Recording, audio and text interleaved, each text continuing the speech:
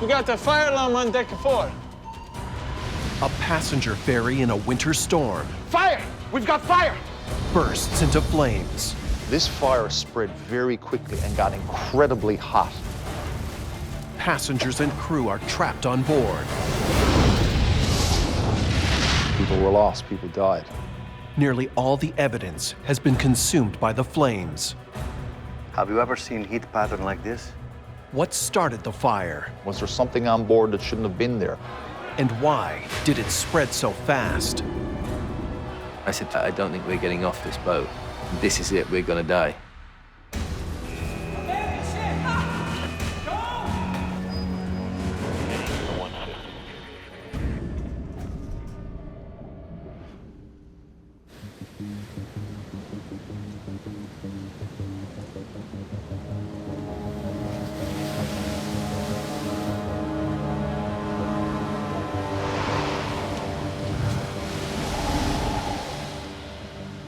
December 28, 2014. The passenger ferry Norman Atlantic is fighting its way through a brutal winter storm. It's the holidays, and the ship is crammed to near capacity with 417 passengers. Nice night. Captain Argilio Giacomazzi is keeping a constant check on the deteriorating conditions. What have we got? Wind is southwesterly, 55 knots. Waves is 6 meters. The Norman Atlantic is encountering some heavy seas at this point. It's not something she's not designed for, but it's rough. The ferry is just 3.5 hours into a 20-hour overnight trip from Igoumenitsa, Greece to Ancona, Italy. And the storm is gaining strength. The Norman Atlantic is a typical roll-on, roll-off passenger ferry, whereby trucks, cars roll on up over a stern ramp and make their way or are parked along the main decks. The Norman Atlantic has 5 vehicle decks. They're packed with 90 cars and over 100 trucks. The upper garage deck even has large openings that help clear exhaust during loading. Leonidas Konstantinidis has parked his truck below. Now he needs a seat. I didn't have a cabin, and there was no seating available in the lounge. The ship was suffocatingly full. It's against the rules, but in the end, Konstantinidis goes down to deck 4. I went to the truck out of necessity. It was the only place where I could rest for a while. While he kicks back in the sleeper compartment of his truck, Hello? Nick Channing Williams and his fiancée, Regina Theophili, are more fortunate. They managed to book a cabin. No, we're in the cabin. I always call my mother to say, hey, I've got on the boat. And I said, I'll call you in 24 hours if I ever get off this thing. Being ironic because this was a very small boat in comparison to what I've normally traveled that route with. All right, Hippo. You ready for bed? No. What? Mia Daltas is also on board with her husband and 2 daughters. I always felt safe on ships, but I felt really anxious, which is unlike me. Phaedra, just before she went to sleep, said, "Mummy, can ships sink?" And I remember saying, no, of course not. Of course they don't. Don't worry, we're very safe here. The captain is off the bridge for the moment. Second mate Alessandro Coronelli is on watch. He and seaman Francesco Nardulli stay vigilant as the night wears on. Alessandro, Yes? take a look out this window. It's smoke. The bridge crew think they see smoke, but the area they're looking at is 3 decks down. With the wind and rain, it's hard to tell. You better go to the garage. Check it out. The second officer asked the naval seaman to go down. Have a look, it's down in deck 4.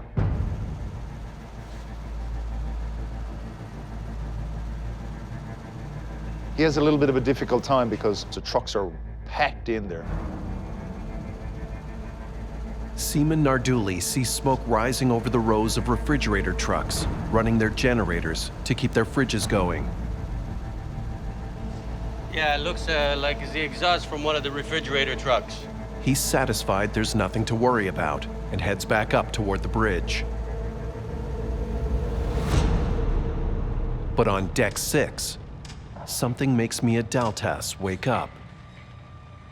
I just could smell something really odd, a bit like exhaust fumes, and the smell was getting stronger.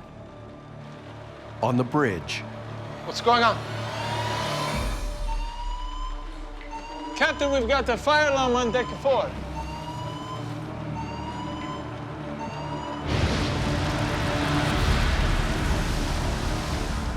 Fire! We've got fire!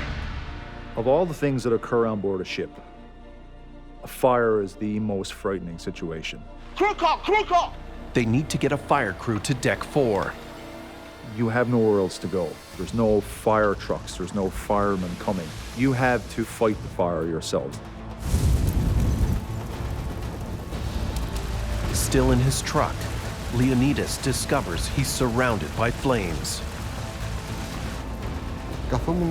I was sitting in the sleeper of my truck, and I started to hear something falling on the top of the cab like rain or hail.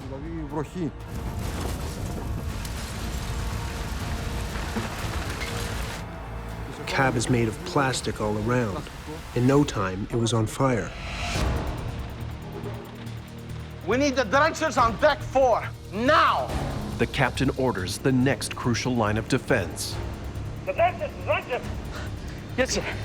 Huge electric pumps force seawater through a grid of high-pressure sprinklers. The drenchers. But the fire is growing. Marcus opened the door. There was a lot of smoke. There were people running around. Mia, get the kids up, get the kids up. Smoke is spreading through the ship's ventilation system, alarming the passengers. Wake up. We're going to go for a walk, okay? The team responding to the crew call know the longer it takes to reach the blaze, the harder it will be to stop. If they lose control of this fire, then they have to possibly abandon ship with passengers in a storm. So the pressure is mounting to get it under control as quickly as possible. Every passenger and crew member on the ship is depending on what this team can do. Now!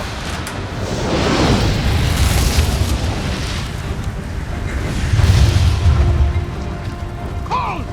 Hold! Captain, we can't go in. It's too hot. This is the worst possible news for the captain. He needs to figure out what they're going to do. Bring this in Coast Guard Station. This is the Norman Atlantic. We need help. We have a fire on board. The ferry is in the middle of the Strait of Otranto. It's almost 100 kilometers to Brindisi, the closest major port in Italy. Brindisi immediately mobilizes its firefighting tugboats. They're equipped with powerful water cannons, the only thing that might suppress the blaze. Even at full throttle, it'll take them at least 5 hours to reach the ferry. Until then, the passengers and crew must face the raging fire on their own. I was frozen. I said to myself, I'm done. This is it. I won't survive.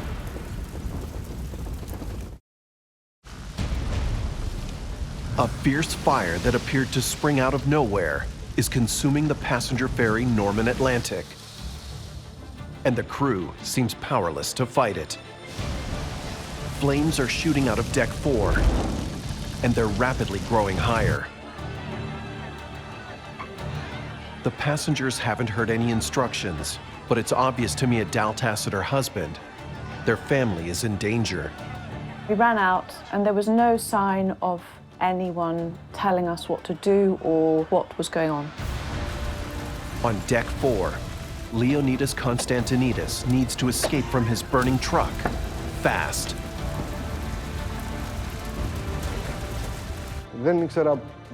I couldn't remember where the exit was. I had to decide, go forward or back. In the end, I went towards the back of the ship. Prepare to deploy, but do not launch the lifeboats. Captain Giacomazzi orders his crew to be ready to abandon ship, just in case. The Norman Atlantic is equipped with 2 covered lifeboats, as well as inflatable life rafts stored in canisters. It should be enough to evacuate over 1,000 people. But the captain doesn't want to use any of them yet. We cannot put the lifeboats in the water in this weather. Abandoning your ship at sea is the last resort. It's a storm. There's over 50 knots of wind. The lifeboats are going to be tossing around in these seas. A very risky scenario.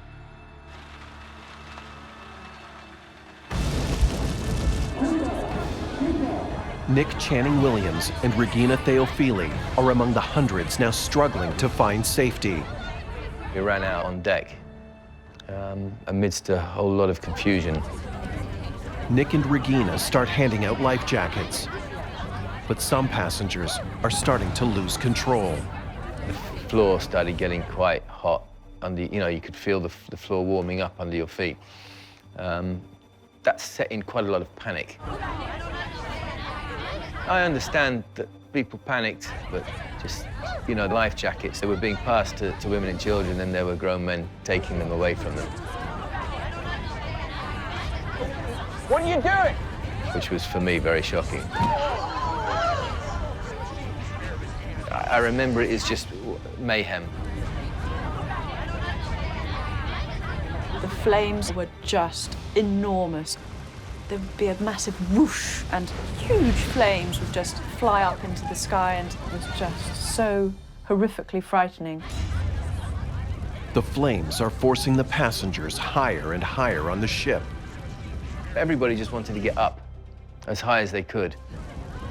My overwhelming feeling was, I don't want my children to die here like this, And I did feel like that was a possibility. As the fire eats through more and more of the ship's systems, it creates a new problem.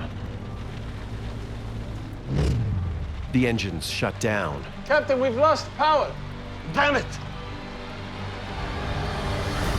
When the lights went out, I think that put the fear of God in just about everybody. Captain Giacomazzi's ship is dead in the water and burning out of control.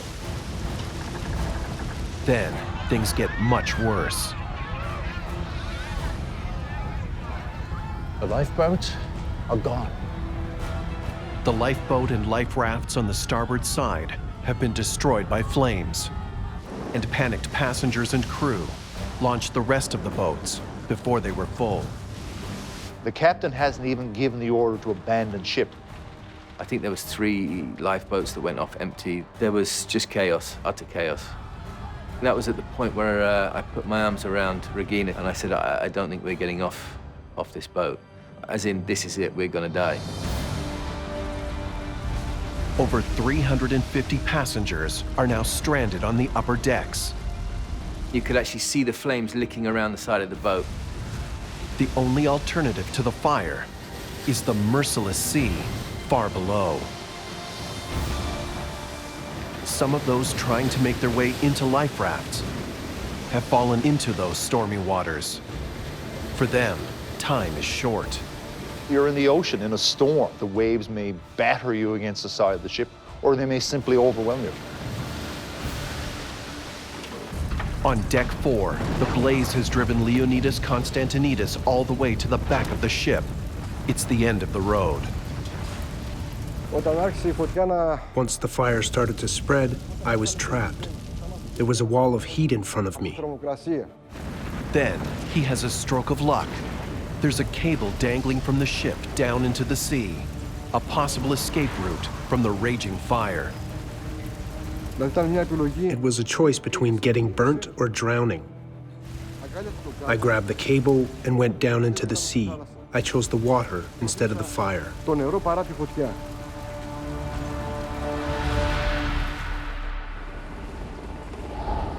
By 11:30 in the morning, the Norman Atlantic has been burning for 6 hours. The boat started to list.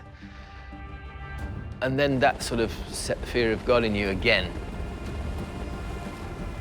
Coast Guard vessels have arrived to start rescuing passengers and crew. But they can only sit and watch. Rescue boats can't come alongside the Norman Atlantic. The vessel is pitching and rolling and it's still on fire. We still hadn't got any closer to being rescued, and the floor was burning hot. We were wondering what's stopping the whole thing from exploding. The firefighting tugboat, Marietta Beretta, has been running at full throttle since before sunrise. Captain Niccolo Marangelli spots the ferry. We could see this very tall column of smoke, and we realized the extent of the fire was very serious. Finally on site, Marangelli goes right to work. 46,000 liters of seawater per minute are blasted out of the tug's water cannons. We tried to stop the flames from reaching the upper deck, where all the passengers were gathered.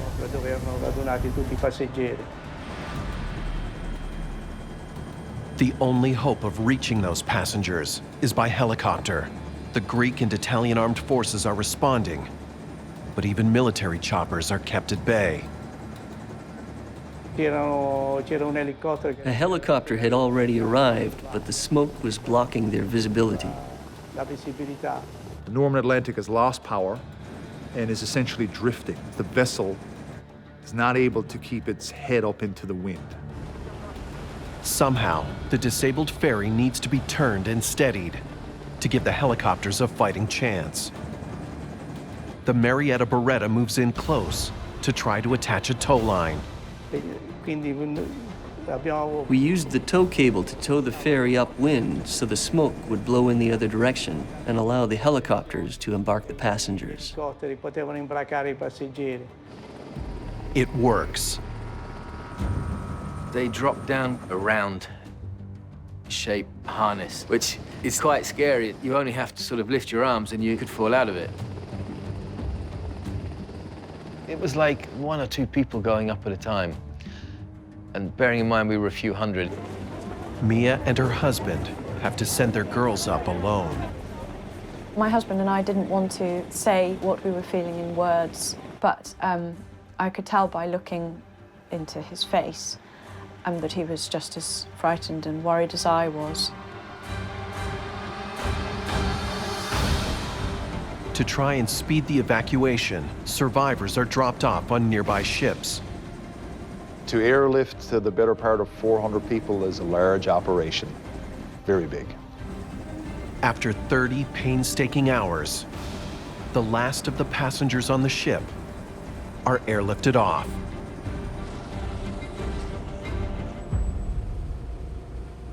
The survivors are brought to shore, and the injured are transferred to hospitals. One of them is Leonidas Konstantinidis, who'd been driven by fire into the sea 7 hours earlier.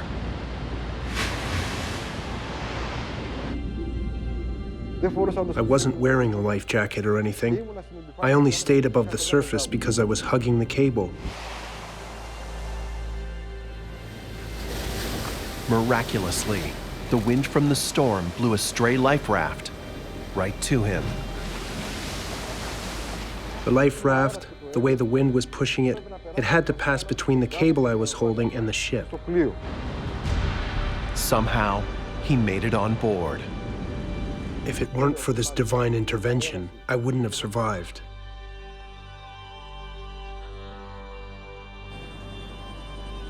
"33 people are presumed lost in the accident. Many of them were trying to jump into the lifeboat when they fell into the sea. The still smoldering Norman Atlantic is towed to port. Gianluca La Rosa is an investigator with DigiFEMA, Italy's marine accident investigation agency. He wants to get a look at the wreckage as soon as he can. We arrived on site immediately to determine the causes and circumstances that triggered the incident. But investigators also need to help the courts determine if there was criminal negligence involved in the tragedy. Bernardino Chiaia is assigned to conduct a separate inquiry for the Court of Bari. I was appointed by the Court of Justice to look for clues, possible clues of ignition of the fire. The Norman Atlantic fire has claimed dozens of lives. Everybody wants to know what happened on board. Why couldn't you combat the fire? Why couldn't you control it? The answers wait inside. 5 days after the fire, the Norman Atlantic ferry is finally cool enough for investigators to go on board. It's their first glimpse of where the tragedy began.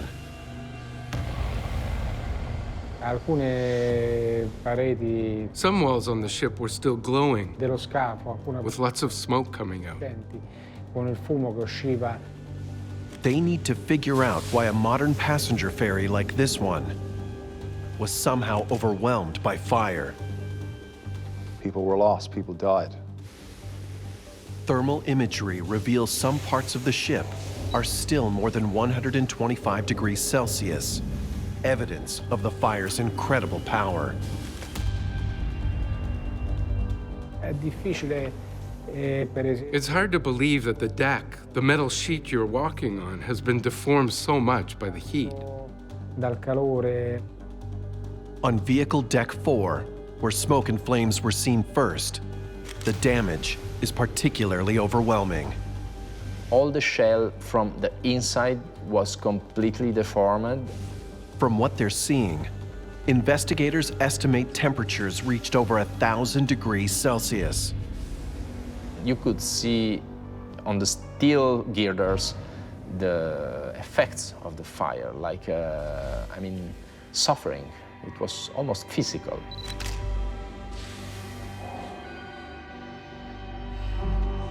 Nothing left. The destruction creates an enormous challenge. Investigators often rely on scorch marks to help identify a fire starting point. That's not possible here. The magnitude of the fire was so great, it completely erased the evidence of how the fire could have started. Some of the clues had been lost forever. Investigators have located the ship's voyage data recorder, or VDR. It's clear from the outset, it's in bad shape.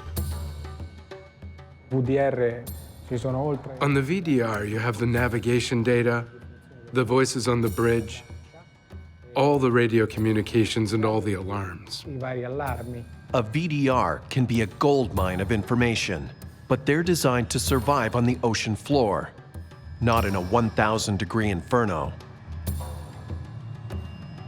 It was damaged. The fire had compromised the black box. Investigators won't know what they have until the lab does its work.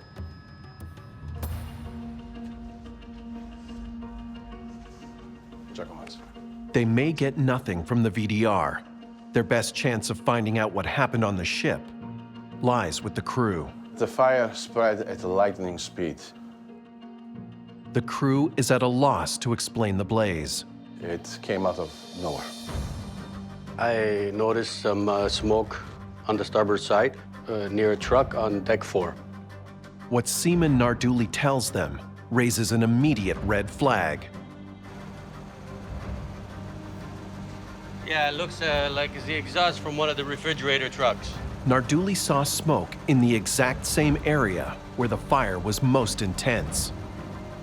Seemed like the usual exhaust. There was no no different.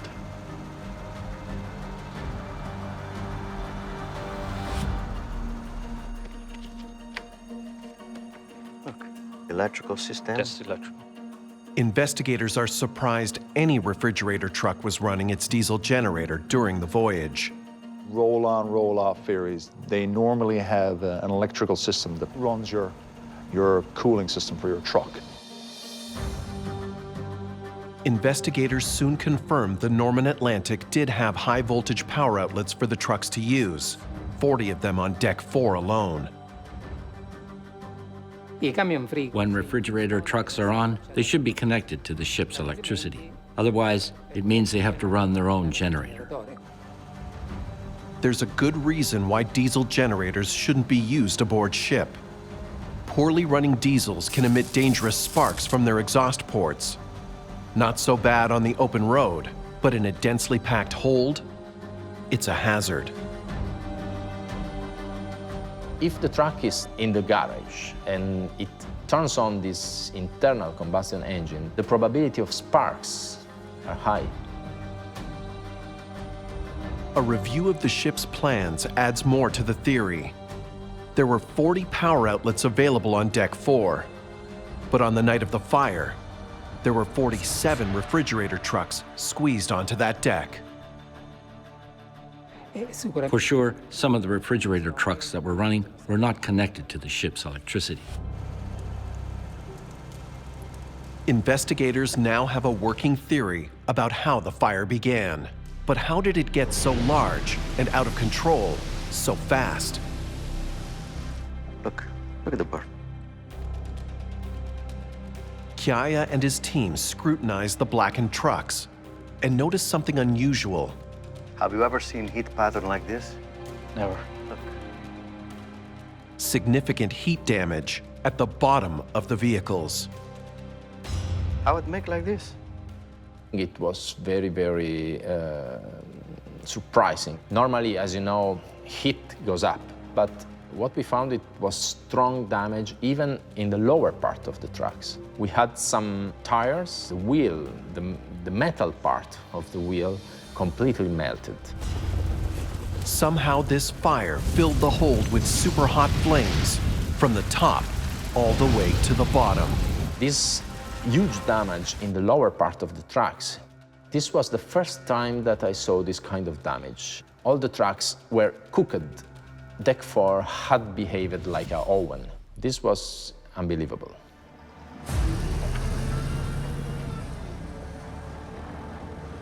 Frame 1, 56, zone 4. We needed to unload Deck 4 and Deck 3 to understand if some prohibited matter was there. Investigators wonder, was one of these trucks carrying something flammable, something that could have fed the fire and helped it spread? It's really a burned jigsaw puzzle. We're trying to put together a picture. This fire spread very quickly and got incredibly hot. There needs to be some answers there.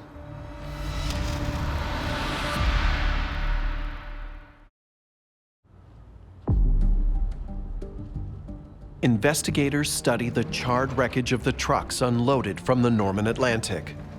Fish. They need to know if there was any dangerous cargo on board that might explain the out-of-control blaze.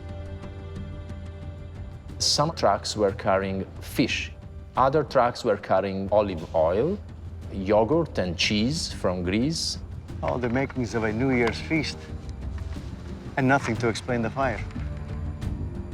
The exhaustive search yields nothing suspicious that would explain why the fire got so hot and spread so rapidly.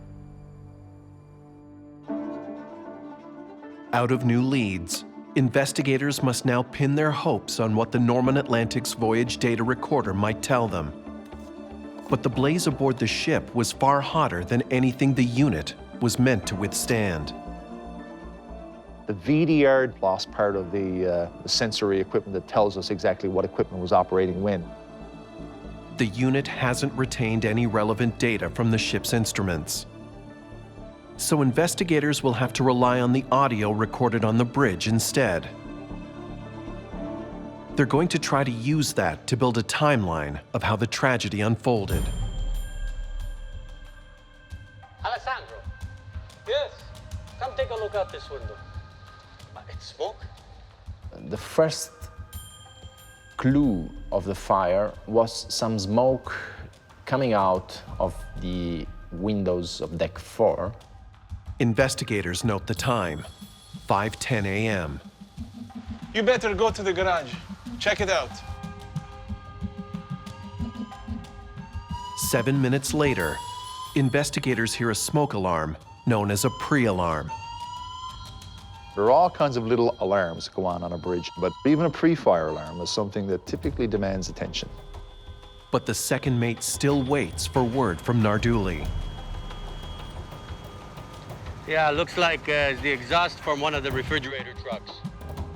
From the point of view of the crew, it was just the exhausting smoke of a truck with the diesel engine on. So they didn't care about this situation in the beginning. Minutes later, the problem is clearly more serious than they thought. That's the fire warning.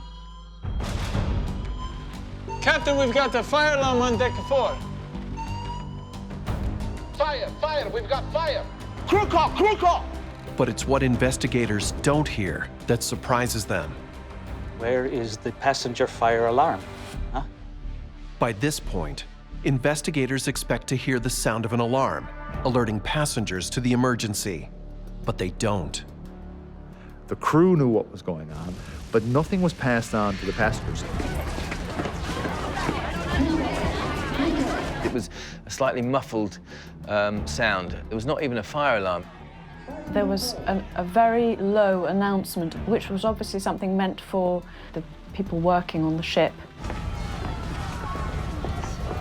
Definitely, the internal communication did not function. There may have been damage. Investigators theorize the fire may have eaten through the wires and cut off the alarms. The result was chaos and confusion. The recording also captured another puzzling event. We need the drenchers on deck 4. Now! Yes, sir. The captain ordered deck 4 to be soaked in water. But the drenchers weren't able to slow this fire at all. Captain, we can't go in. It's too hot. Something wasn't right. I don't understand. Why didn't the drenchers make any difference? To find out, investigators had to trek deep inside the burned-out ferry and find the drencher room. This is where the crew's last, best hope of saving their ship failed. Investigators need to know why. In the drencher room, we were able to detect that 4 zones had been activated. Each valve turns on the drenchers in a different part of the ship. Investigators check their positions to see how they were set the night of the fire and make a tragic discovery that they never expected. Look at 4, 5, 6, 7. A close examination of the Norman Atlantic's drencher system has led investigators to a troubling realization. Let me get this straight. It's clear the engineer tried to activate the drenchers as ordered, but Valve 4 opens the drenchers on the deck 3, not 4. the labeling system for the drencher valves was dangerously confusing. When the engineer tries to activate the valve, he pulls the handle for the valve that he thinks it's the right one, and it's not. The 4 activated zones were all at deck 3. The drencher never started in deck 4.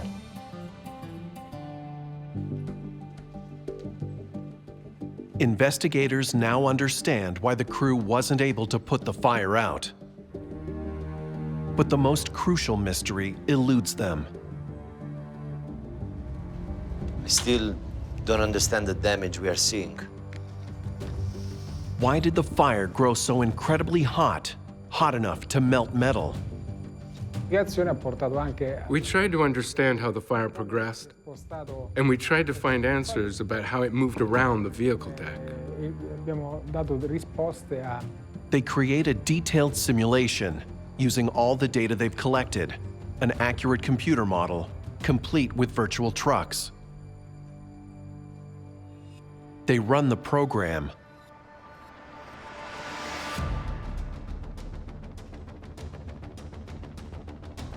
But it doesn't give them what they need.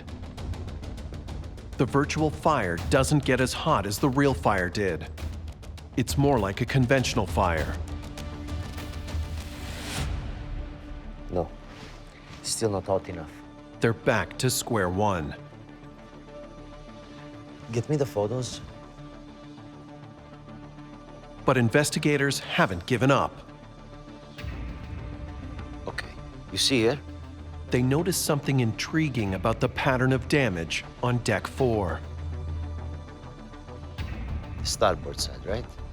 The openings are melted and twisted. The damage to the windows is far worse on one side than it is on the other. If you look at the port side, it nearly looks brand new. The discovery suggests something significant about the blaze. For investigators, that one clue, that's it, unlocks the puzzle. I think I know what happened here. What have we got? Wind is southwesterly, 55 knots. Waves is 6 meters. Investigators suspect high winds from the winter storm that night might be the missing ingredient. But they need to test their theory. Okay, now add wind at 55 knots. The computer-generated wind pumps a huge supply of fresh oxygen in through the port side openings on deck 4. It stokes the blaze to monstrous proportions and incredible temperatures. That's it. I think we got it. Investigators believe they now understand how the Norman Atlantic disaster started and why it spiraled out of control. Okay, so it all begins with the truck. Because of the holiday rush, the ferry's vehicle decks are crammed with trucks. There aren't enough electrical outlets to service them all, so several refrigerator trucks have to run their own generators. Now the truck, it's running on its own power. Investigators think the fire likely started in a generator on one of those trucks. No matter where or which truck it was, somewhere there's a spark, and a fire begins. A powerful wind is coursing straight through the vehicle deck's large openings. A lot of oxygen was feeding the fire process, and so from the first smoke, less than 5 minutes were enough to activate a serious fire. We need the drenchers on deck 4, now! Once the captain is aware of the fire, he takes action. The drencher! Yes, sir. The stress of the moment and a confusing numbering system mean the wrong deck is sprayed with water. This was a terrible mistake. Unhindered, and with the wind constantly feeding it, the blaze quickly turns deck 4 into an oven hot enough to melt metal.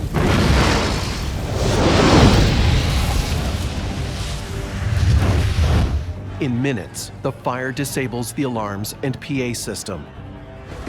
Chaos and confusion reign. Passengers are terrified. They don't seem to have any help from the crew. For some, the survival instinct takes over. I will say it, there were people, I hope they can never look themselves in the mirror, because they took life jackets out of the hands of women and children. That was just an ugly, ugly part to that whole scenario. The lifeboats are gone. After the captain told the crew to prepare the lifeboats, some people went ahead and evacuated without waiting for confirmation. Abandonment is only done on the verbal order of the captain.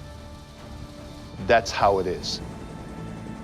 Many of those who tried to escape on the lifeboat and life rafts died. People who remain on board have a better chance of staying safe. I believe when the captain left, he could say, all the people I tried to save, by gathering them on the upper decks, I managed to save them. With roll-on, roll-off passenger ferries in broad use throughout Europe, the risk of another large-scale disaster is real. Accident investigators know something needs to change.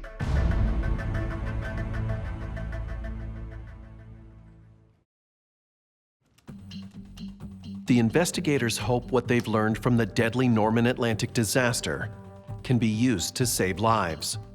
In their final report, DigiFEMA flags the danger of vehicle decks that are open to the elements. If you do get in a situation where you have a fire and there is wind, and this acts like a funnel, this is a bellows. So that's a really important thing, to go back and look at the design of the vessel and how that can be improved or changed. DigiFEMA also recommends stricter rules and enforcement regarding refrigerator trucks running their own generators while on board. The lesson learned is that it's very important to follow the protocols that specify how to connect trucks to the electrical system.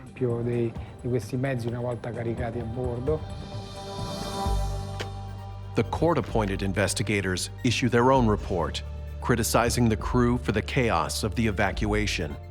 We need to be sure that our crew is able to react fast.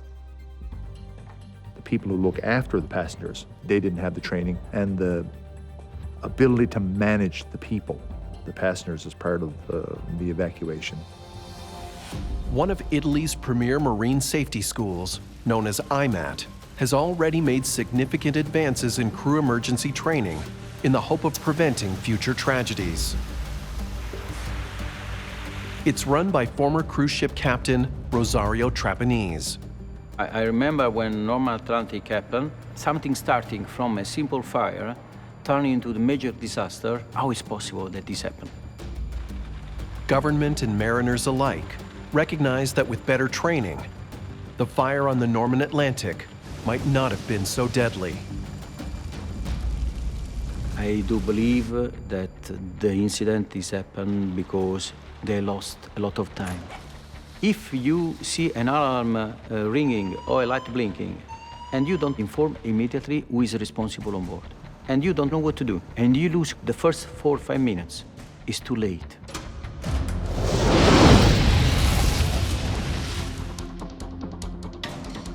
After the incident, the company, the owner of Norman Atlantic, give us the entire fleet for train and retrain all the crew. The training now has completely changed the vision. New kind of equipment, new kind of facilities. The new philosophy, enhanced realism. We are creating a real environment to let students fight a real fire. If people is well trained, but is scared, they will not act properly. You can have the best training in the world. So people must be scared during training, because people need to understand what they have to face on board. Training is no longer limited to elite teams. The entire crew of a vessel train for the first time all together, from deck boy to captain, including all the engineers, waiters, everybody. In the end, they will have some of the most qualified crew in the world for that kind of ships. Captain Trapanese and others are determined that those who perished in the Norman Atlantic disaster will not have done so in vain. That loss of life has taught the world the people must be well trained. For those who survived, the event has left an indelible mark on their lives. My life was chosen to be saved for some reason. I think for sure there's someone up there that loves me and stayed next to me. Once you've been to that place psychologically where your worst fear does happen, There's no going back from that. But on the other hand, we feel so lucky because we've also experienced that feeling of realizing that really all that matters is us being the family. That's a really precious feeling to hang on to and to have as a life lesson. A chemical tanker off the coast of Virginia explodes. There's got to be a certain amount of terror. Desperate, a young officer fights his way to the bridge. Mayday, mayday, mayday, we are on fire! He's risking his life to save as many crew as he can. Their only way out lands him in a stew of toxic chemicals. I can't imagine a worse situation. And for the rescue team, it's like nothing they've ever seen. It looked like a horror movie. To uncover the truth, investigators face a daunting task. Why would a ship explode? Was it sabotage? No clue.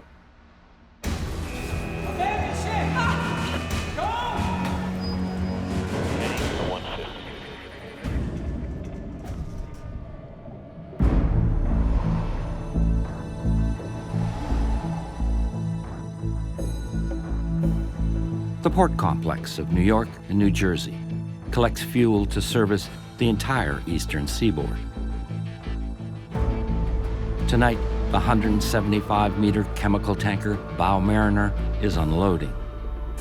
Third Officer Lujan Artolano is on deck. Bow Mariner is designed to carry chemicals in bulk. It is a 22,587 gross tons. And if you see the Bow Mariner on deck, it is full of cargo pipes, steam pipe. The crew of 27 are discharging 5,900 metric tons of a fuel additive called MTBE. Okay, bring it in. Steady. It's a highly flammable, explosive chemical, and it needs to be handled with care. A little bit more. Ralph Punt is an expert on chemical tankers. When we're dealing with any kind of explosives, you want to make sure that there is no chance of a spark between the ship and the shore. You have to be careful where you don't introduce an ignition source. Slowly, slowly. Moving dangerous chemicals is risky, but it's necessary. Chemicals are such a big part of our today's society, so that all has to be transported. Can you give me a boat? Safety is key, and it's one of Lujan's most important responsibilities. Number 8 wing, next. As a third officer, I had to see to it that the cargo hoses are tightened very well with no leaks. Make sure there's no leaks, guys. Get another boat. Lujan has worked as a deckhand for 8 years. This is his first trip as an officer. I was very happy. I'm already fulfilled my dream to become officer. The opportunity was there to become a captain someday.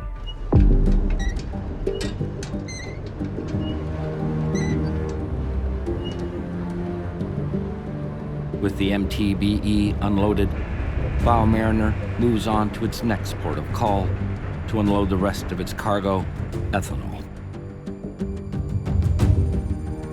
They've traveled more than 10,000 kilometers from Saudi Arabia to New York. In 7 days, they should reach their final destination, Houston, Texas.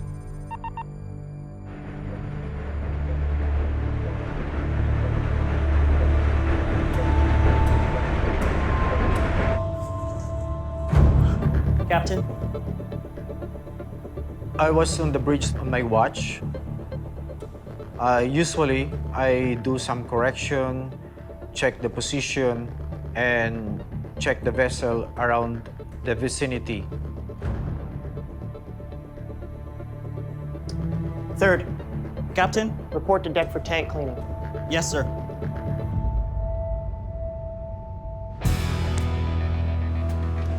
They're now getting ready for the next product that they want to put into the MTB tanks. So there's a process where you're going to have to wash the tanks. You have to get that residue out.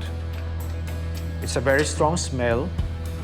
Okay. Most of the crew are used to it, of the smell of the chemicals, because it's a chemical tanker. 6 massive center tanks are still full with more than 12 million liters of ethanol. The 22 wing tanks on the sides are empty and need to be cleaned. Oh, it's a lot of tanks, maybe 3 or 4 days to finish all those tanks. Inside each empty tank, there's still a toxic residue of deadly vapor. It's a very big space full with nothing but fumes. Mario Vittoni is an expert on safety at sea.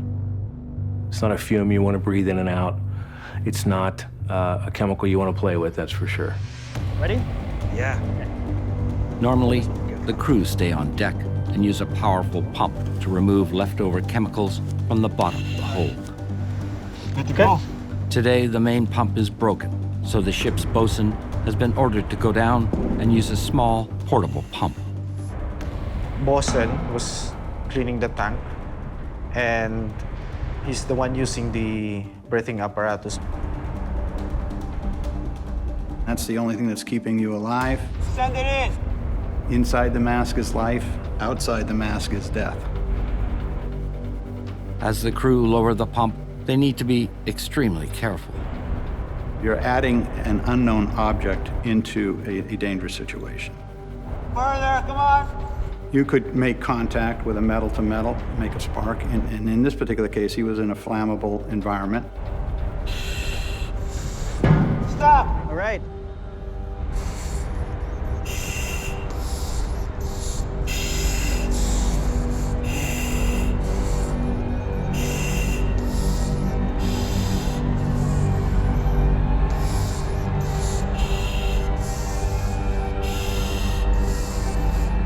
It can take about an hour to clean a single tank. With the smaller pump, it could take even longer.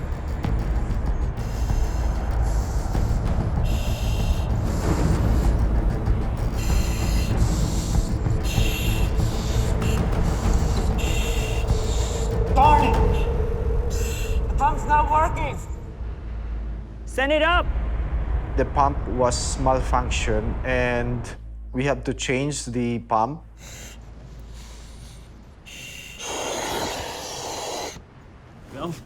While they wait for yet another replacement pump, the cleaning crew break for dinner. Dominator Marentes is the chief cook on the ship. Oi, boys, good time. Yeah, good. It smells good. It's fantastic. Is it the Dominator special?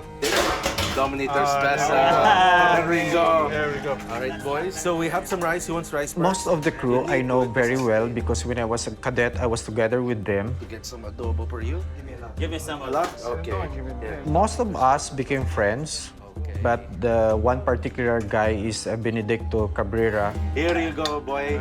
Benedicto was like a brother to me, taught me a lot because he's a well-experienced guy. Not bad, huh? Not bad.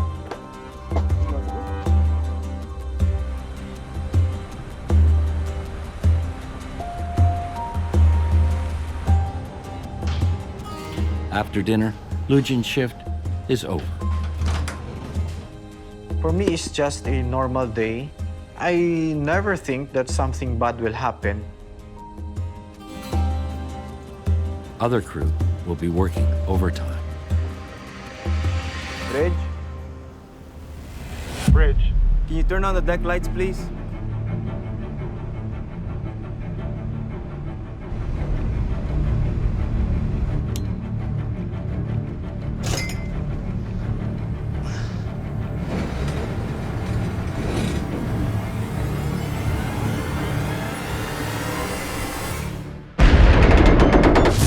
I heard a series of explosions. I saw orange flame all over the deck. I think the explosion was so massive that nobody can survive.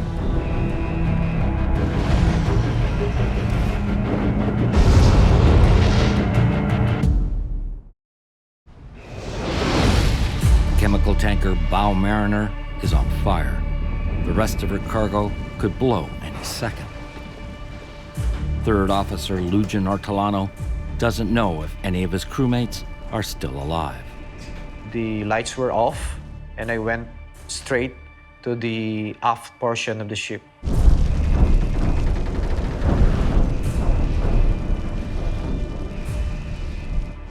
Most of the area was on fire. All the pipelines on deck were crumpled. All the steel on the side of the ship were damaged. Captain, orders, Captain. That's when I saw the captain and asked him if he sent a distress. Have you sent the Mayday? He was pale and a little bit of shock, and he's not answering. I was thinking, if nobody sent a distress, who will send the distress? Because the only hope to survive is to send a distress. That's why I took the risk to go to the bridge. Flames engulf the ship as Lujan makes his way up to the bridge. It wasn't just a walk up to the bridge, it was a walk up to the bridge on a burning, exploded, sinking vessel. The rest of the crew are desperate to get off the ship.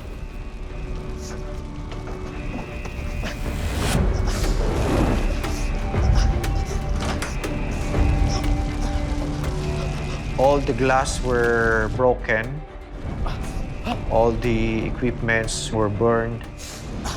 Mayday, Mayday, Mayday! We are on fire! We are on fire! There's got to be a certain amount of terror. Is it going to blow up from underneath me? Is this going to be it? I wasn't able to finish that Mayday call because there's already fire and it was really hot.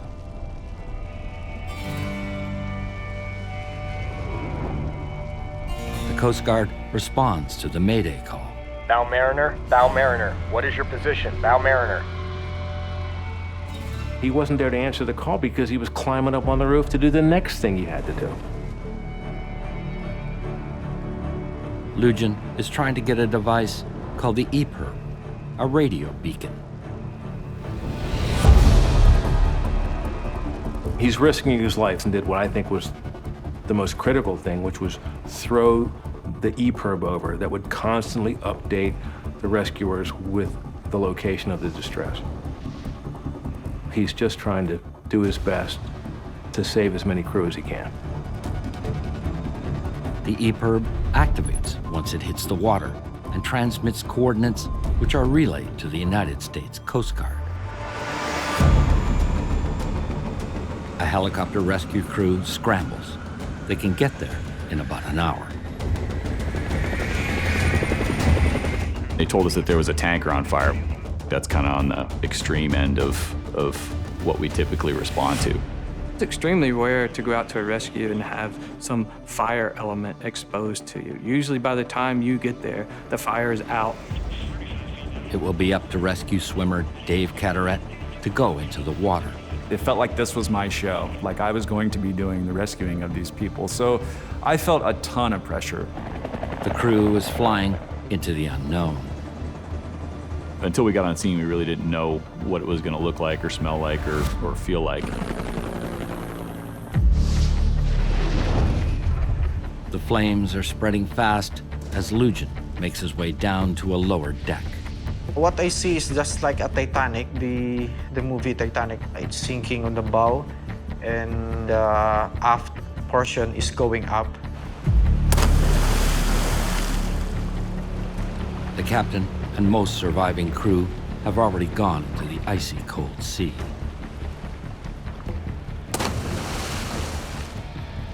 Three are still clinging to the rails: an engineer, a seaman, and Dominator, the ship's cook. We have to jump in the water, let's go! They're ready to jump, but Lujan stops them. Do not jump! Do not jump! And I told them not to jump because the ship is very high to jump to the life raft. He knows the water's cold. He knows they're not going to last long in it. They must trust me. He's decided to be the captain now, and he's going to be in charge. No, don't get in the water yet. Wait till the boat gets lower. Don't jump! Don't jump! Don't jump! So that, let's stay on the sinking, burning boat a little bit longer, was a pretty cool move and a pretty collected idea. I waited for the ship to sink a little bit.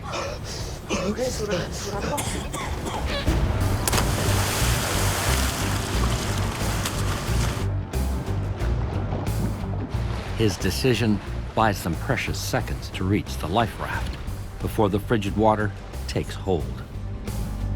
Jump over here! Come on! Jump here! Jump here!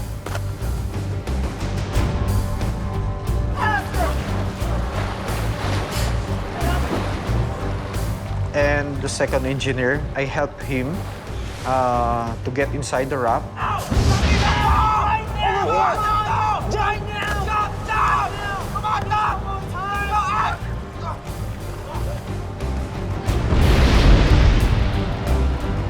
They've managed to get into the life raft. Anyone else able to get off the ship is now floating in the near freezing, toxic sea.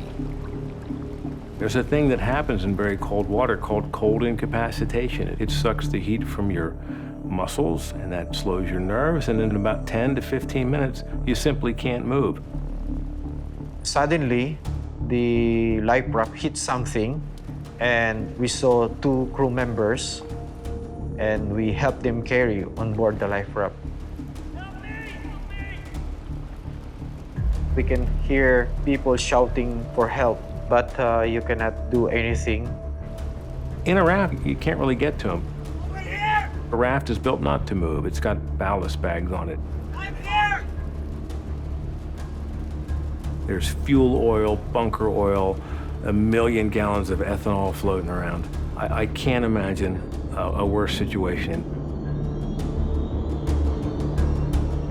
Fumes from all the engine oil and ethanol are streaming into the life raft, threatening to overwhelm the survivors. High above, a C-130 equipped with thermal imaging surveils the site.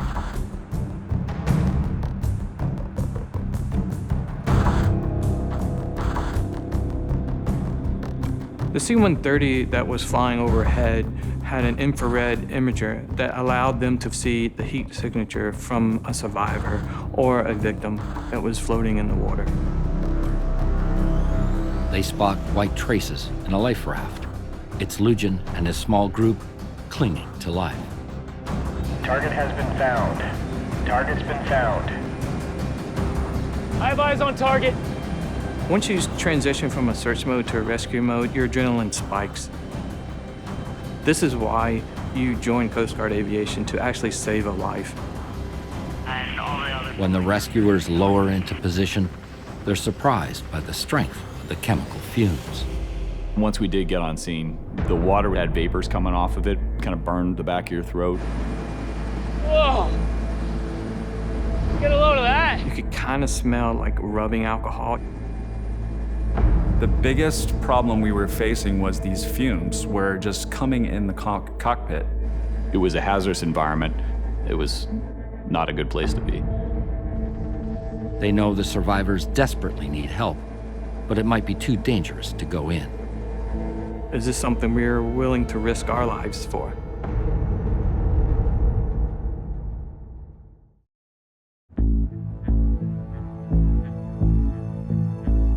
As the chemical tanker Bow Mariner sinks into the Atlantic, 6 men are fighting the freezing cold and the deadly fumes spreading across the water. We huddled together to eliminate heat loss, and the 2 persons we carry from the water, they're not moving anymore. Coast Guard rescuers have arrived on scene, but they can't come too close. The helicopter puts out hurricane force winds underneath us. And the concern was that those hurricane force winds might blow the life raft over, capsize it. We heard the noise of the helicopter, and we're hoping that those 2 guys are still alive.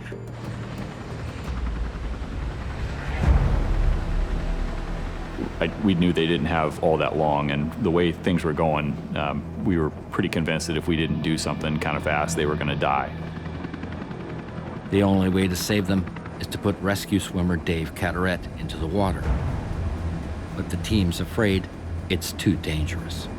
I don't know, Dave. This isn't looking good. The pilots, they did not want me to go down there. Everybody was firmly against me going down there because they were feeling the effects and they weren't even in the water. So if I got down there, who knows what would happen. It's a risk Dave's prepared to take. Hey, put me in! He assures the team he'll stay hooked to the helicopter at all times. We'll do what we call direct deployment, which is I don't come off the hook. I stay connected to the helicopter. So if these chemicals just overwhelm me, they would just reel me right back up like a fishing line. As Dave is lowered, there's another danger. The gas vapor on the water is also flammable. A helicopter in flight builds up static electricity. That electricity can surge along the same line, lowering Dave. This electricity will discharge through me into the water, creating a spark. And all these other chemicals that were in the water possibly could have ignited and blown up our helicopter, blown up the people we were trying to rescue. Over here! I hit the water, there's no spark. It's overwhelming how many chemicals are in the water. It's almost like being intensely drunk, just immediately. I'm not able to get these people close enough to me where I can grab them.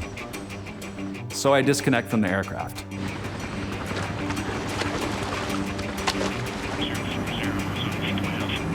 He's off the cable! Dave's off the cable! I was really scared for Dave. He's exerting himself by swimming hundreds of yards in freezing cold water and breathing all that stuff in the whole time he's doing it. I was in this race against time. The longer I spent in the water, the more likely I was not going to come back. U.S. Coast Guard, I'm here to help. Inside, everything's covered with oil. There's 6 of us. Okay. I'm gonna get you out of here, okay? You say one at a time, just keep calm, don't panic, and everything will be lifted to the chopper. Go. Here you guys.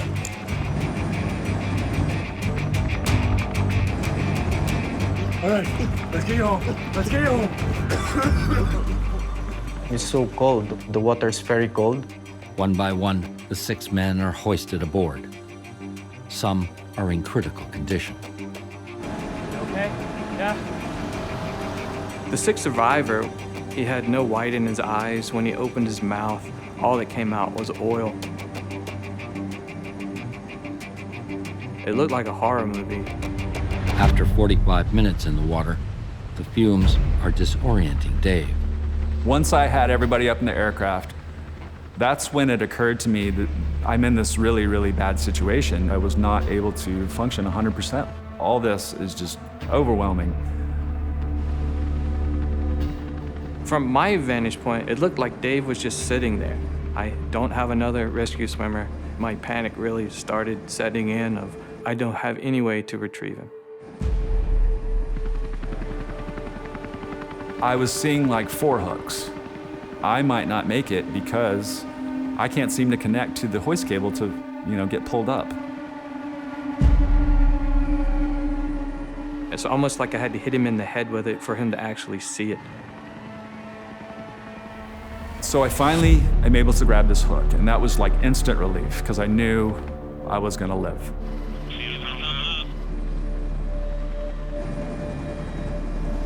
Welcome back, Dave. Good? Dave is rescued, but inside the helicopter, there's a new danger.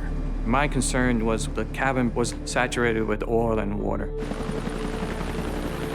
They head to a nearby hospital, but now fumes inside the cabin threaten to overcome the rest of the crew. It was very nauseating. I was immediately concerned for the pilots. Me passing out is one thing, a pilot passing out is completely different. I was really thankful that the case was about 30 miles offshore, not 100 miles offshore, because another hour in that atmosphere, and I don't know if any of us would have been doing very well. The helicopter finally lands at the Norfolk Centera Hospital.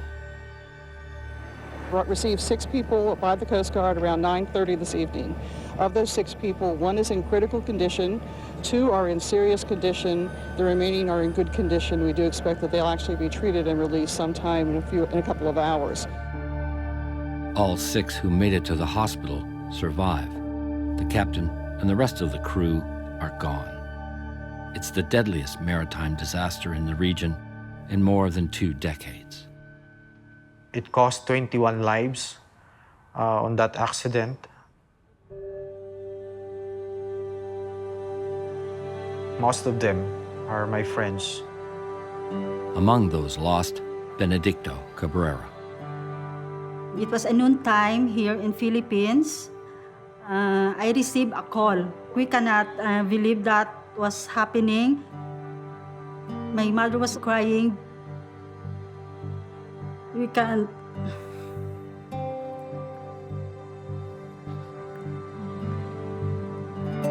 I was so lucky that I survived, and I thank God that I'm still alive.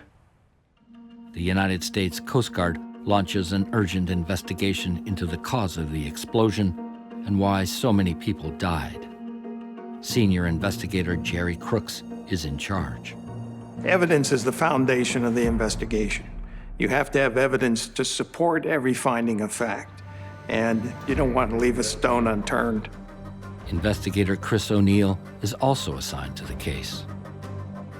Why would a ship explode? I was thinking through my mind, was it sabotage? Was someone on there that did it? No clue. We knew that, we had to get information quick. With the ship at the bottom of the sea, finding evidence won't be easy. 36 hours after the bow mariner goes down, Coast Guard investigators need to find out what happened.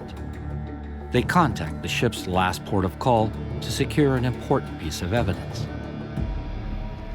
Security footage shot the morning of the disaster. Last terminal that had video footage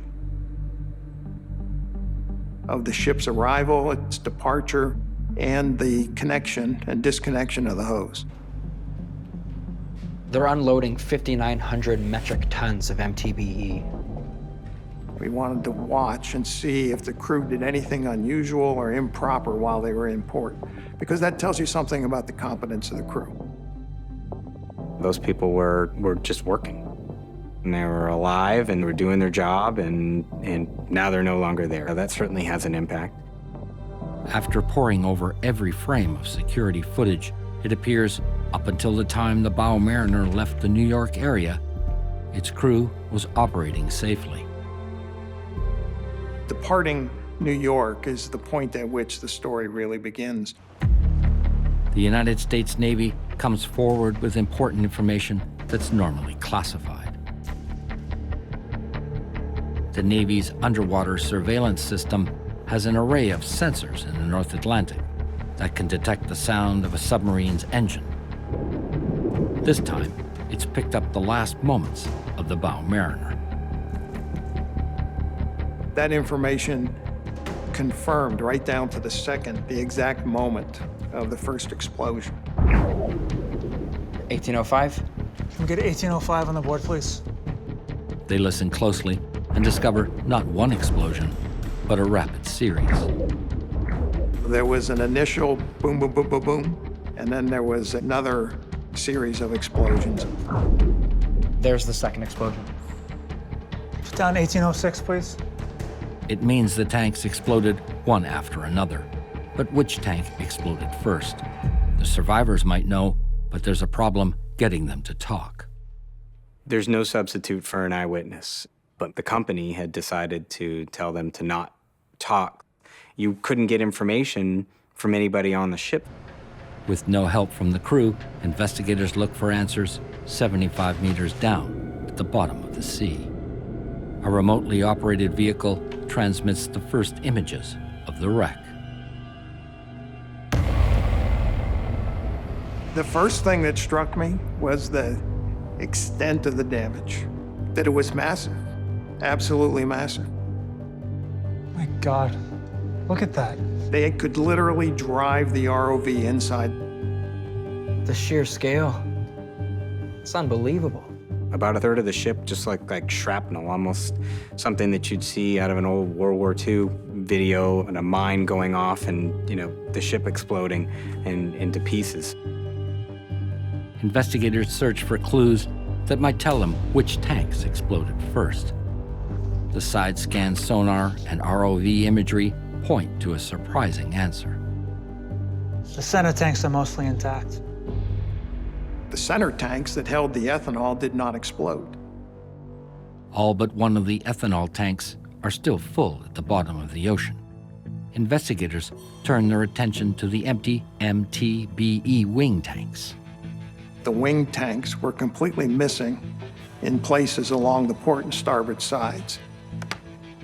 Investigators now know it was the MTBE tanks that exploded. Why would the empty tanks blow?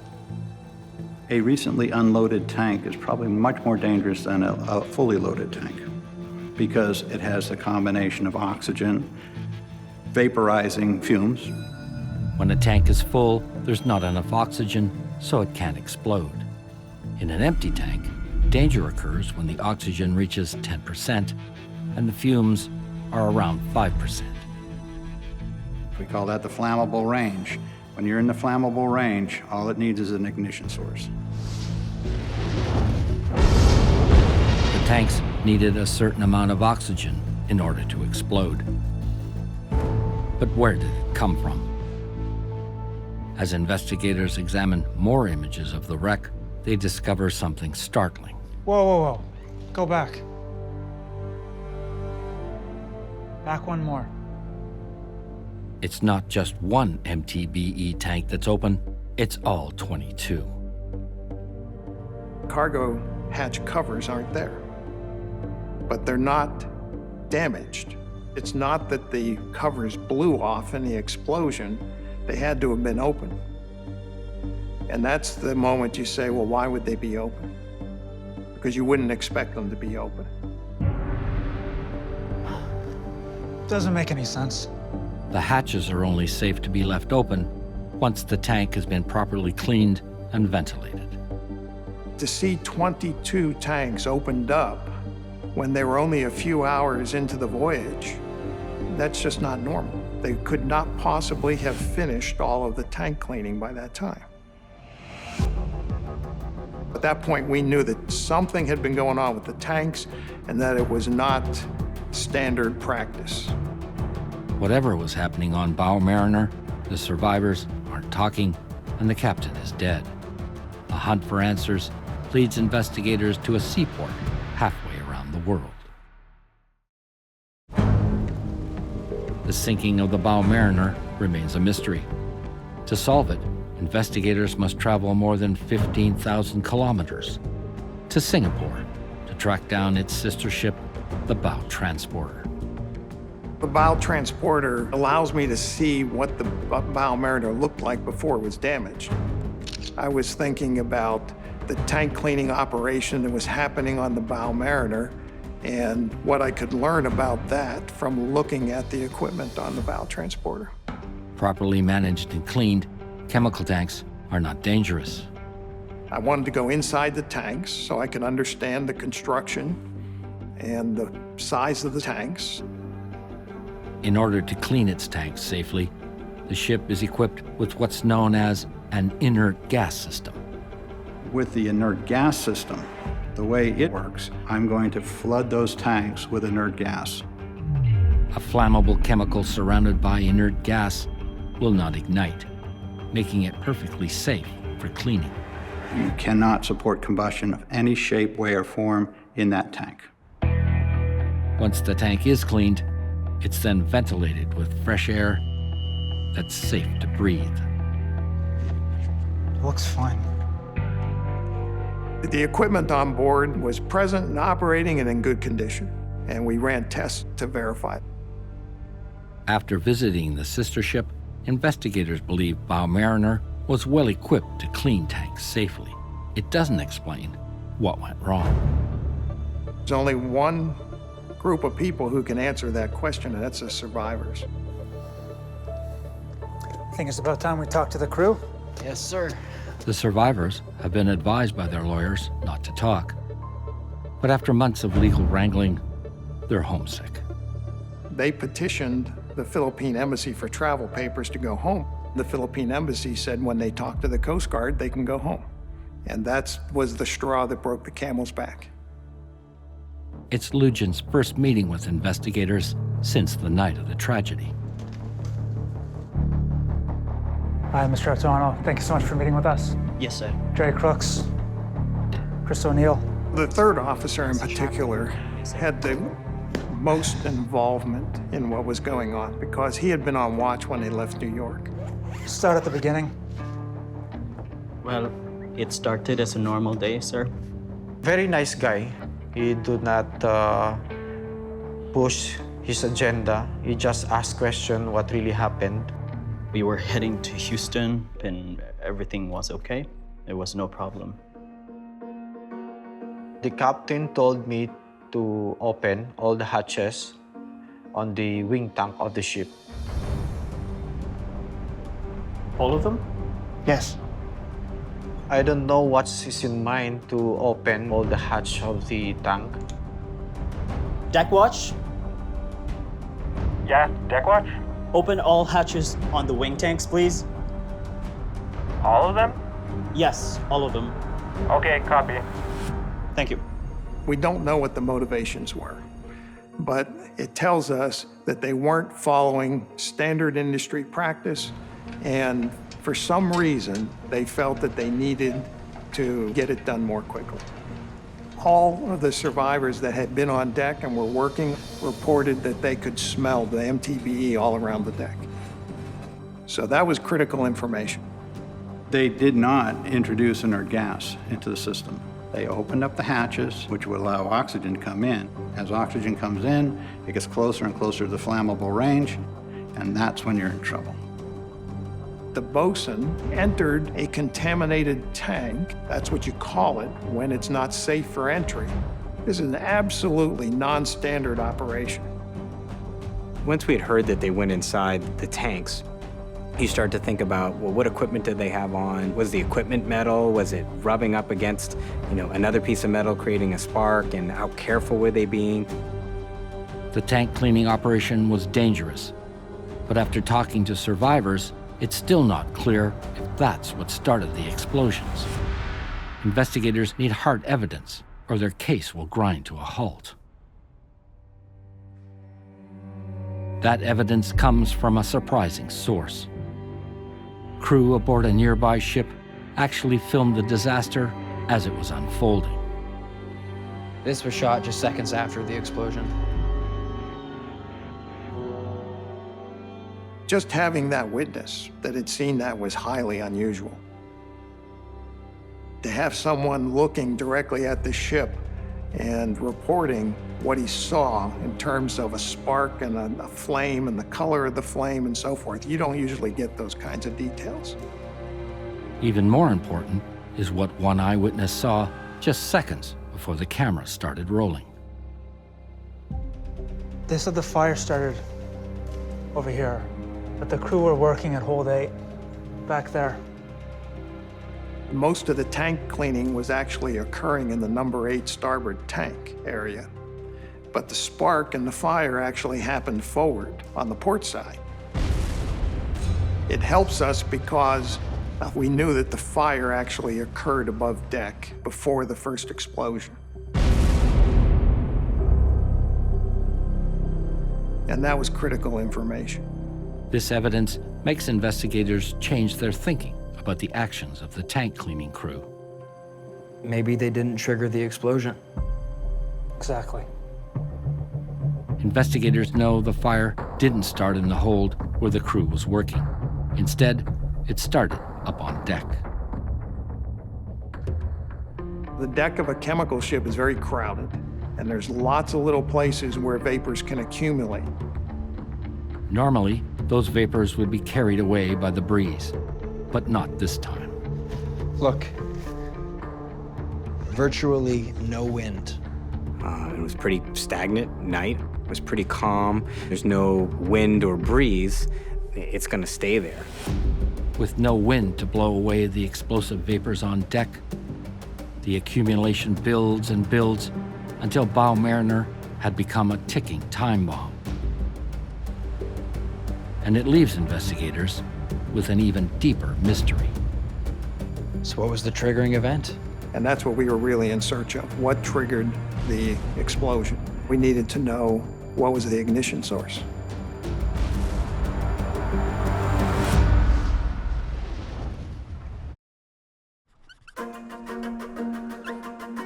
Cell phone? Cell phone. Coast Guard investigators need to find out what sparked the explosion on Bow Mariner.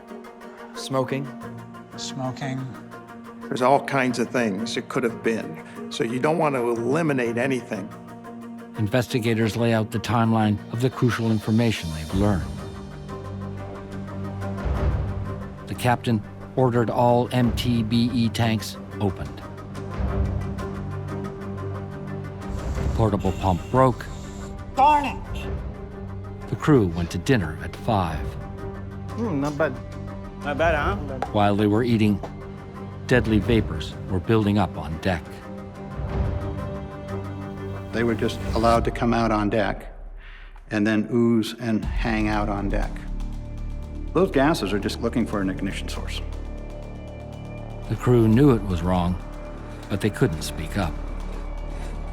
When you talk about cultures of safety and a safe working environment, always, every time, absolutely essential that there's a team. And that speaking up and disagreeing are part of that culture. That's not what they had on Bow Mariner. With the gases pooled on deck, the stage was set for disaster. First explosion, 1805. Okay. And what time was sunset? 1800. 1800. Just 5 minutes earlier. What we concluded was that because of the time that the explosion occurred and the fact that it was just getting to be dark, the crew would have been coming back on deck from dinner, and that they likely would have asked for the lights to be turned on. Bridge? Bridge. Can you turn on the deck lights, please? We believe that there was a spark from turning on those lights, and that's what triggered the fire.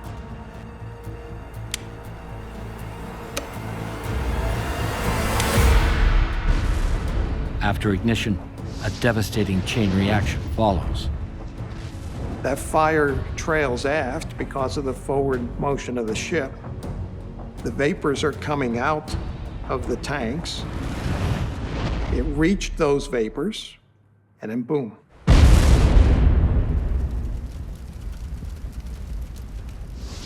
Within a minute, there's a second explosion that goes through multiple tanks. When the tanks of the Bow Mariner explode, many of those on deck are killed instantly. In the chaos, the actions of one crew member stand out. The third officer behaved in a way that was very heroic. It was difficult to get to the bridge. He could feel that heat, and he stood there and made that Mayday call. Bow Mariner, we are on fire! We are on fire! Mayday, mayday, mayday! This is Bow Mariner! Bow Mariner, we are on fire! When you listen to his voice, it still makes the hair stand up on the back of my neck. Third Officer Lujan Ortolano is given an award for his heroic conduct during the disaster. The U.S. Coast Guard gave me exceptional courage. It doesn't really matter because I feel sorry really that a lot of people died. The helicopter rescue crew is also recognized for having risked their lives to save others.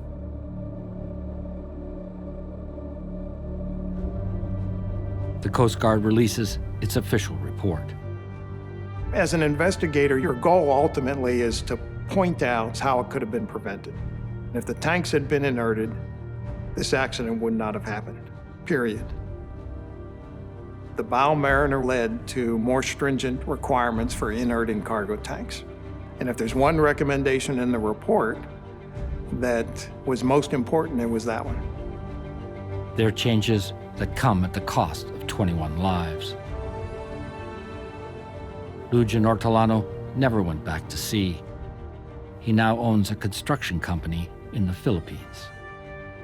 I feel very bad that a lot of people lost their lives. If only the safety rules and regulation were followed, I think that incident will not happen. If you work at sea, those people are very courageous, hardworking. All they do is to give their family a better life back home.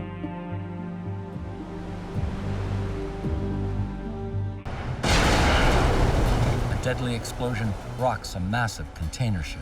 Containers blew off like rockets. Just a tremendous explosion. Come on! I cannot see anything. Black smoke coming. It was a flaming hell. Abandoned ship, abandoned ship. All crew to lifeboat station. If there was one explosion, there could be another. Things could go from bad to horrible in an instant. Everything is completely destroyed. When investigators finally get on board, all of the containers were damaged. It was a mess. How should we find anything in this chaos?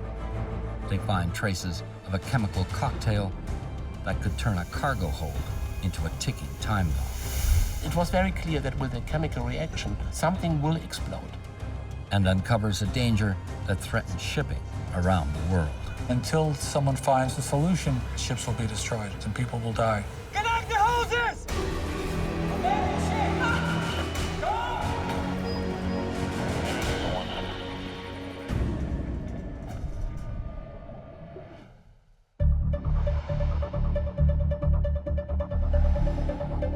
In the port of New Orleans, the sun's down, but it's still hot. The 300-meter container ship Flaminia is being loaded with cargo. It was a very nice night. Flaminia was loaded with just about everything one could imagine. Probably 1,000 different cargoes. Everything is okay down there? Yes, sir. All good.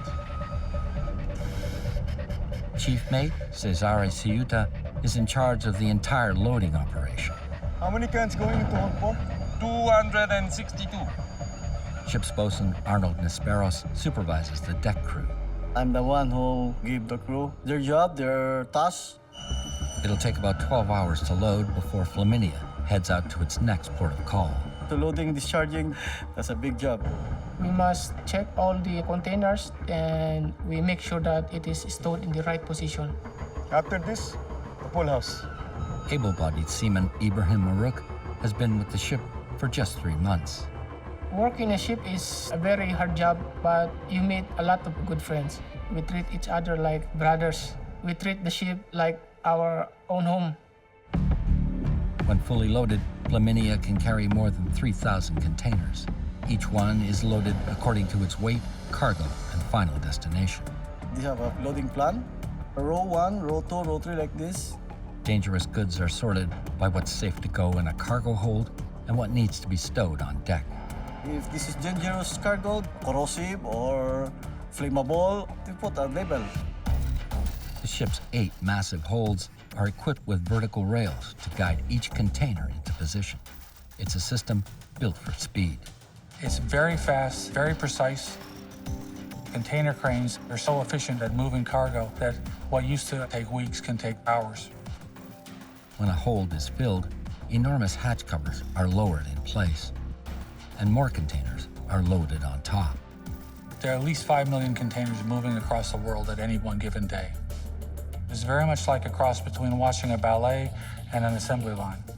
It's beautiful to see the arc of the containers moving through the air as truck after truck comes and is either loaded or discharged. These containers hold everything from clothing and furniture to industrial chemicals, all bound for the European market. 90% of all manufactured goods are carried in containers. Bosun, ready to secure the deck? Ready, sir.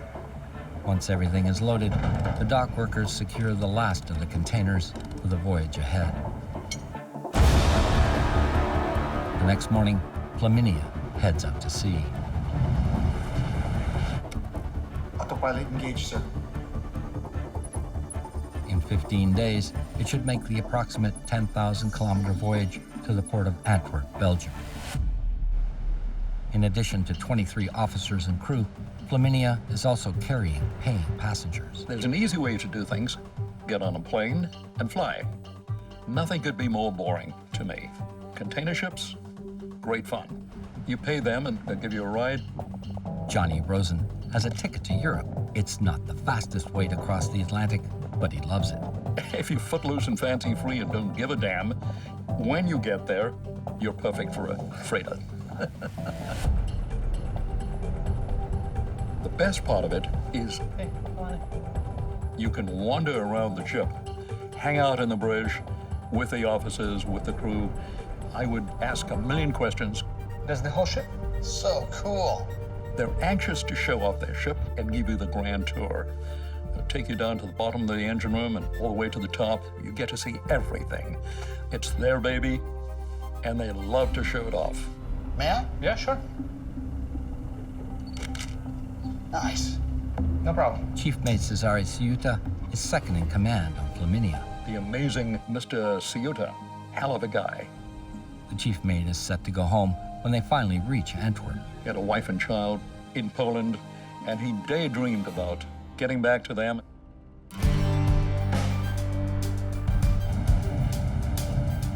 Other crew members are also due for home leave when they reach port.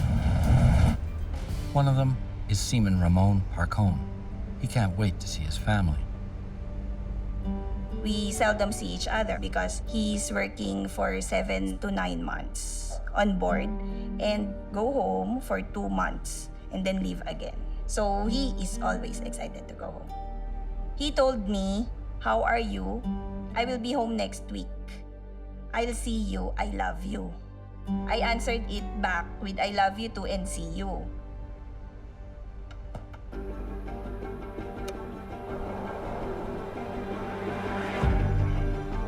13 days after leaving New Orleans, Flaminia has traveled more than halfway across the Atlantic. It's been a smooth voyage so far, but not for long. We have smoke in cargo hold 4. The ship's sensors detect a problem in one of the cargo holds. Captain, we have an alarm in hold 4.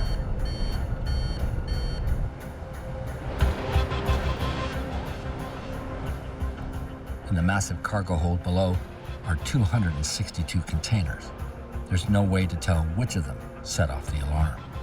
The ship is full of stacks of boxes, 9 high and 14 across, with another 160 or so stacked on the hatch covers. If there's a fire in one of the boxes buried deep into the stack, we've got a big problem. I have command. The captain takes control of the ship. You better organize a fire crew. Yes, sir. All crew to muster station. All crew to muster station. This is not a drill. I heard this, the fire alarm. Ibrahim is one of the designated firefighters on board. What is it? I don't know. I felt afraid. This is real. This is my first time I experienced with a real fire. I'm stopping her. The captain initiates a safety maneuver. The ship was traveling at 20 knots. If you've got a fire, you don't want a 20-mile-an-hour wind blowing across the deck of the ship, so you stop the ship dead in the water.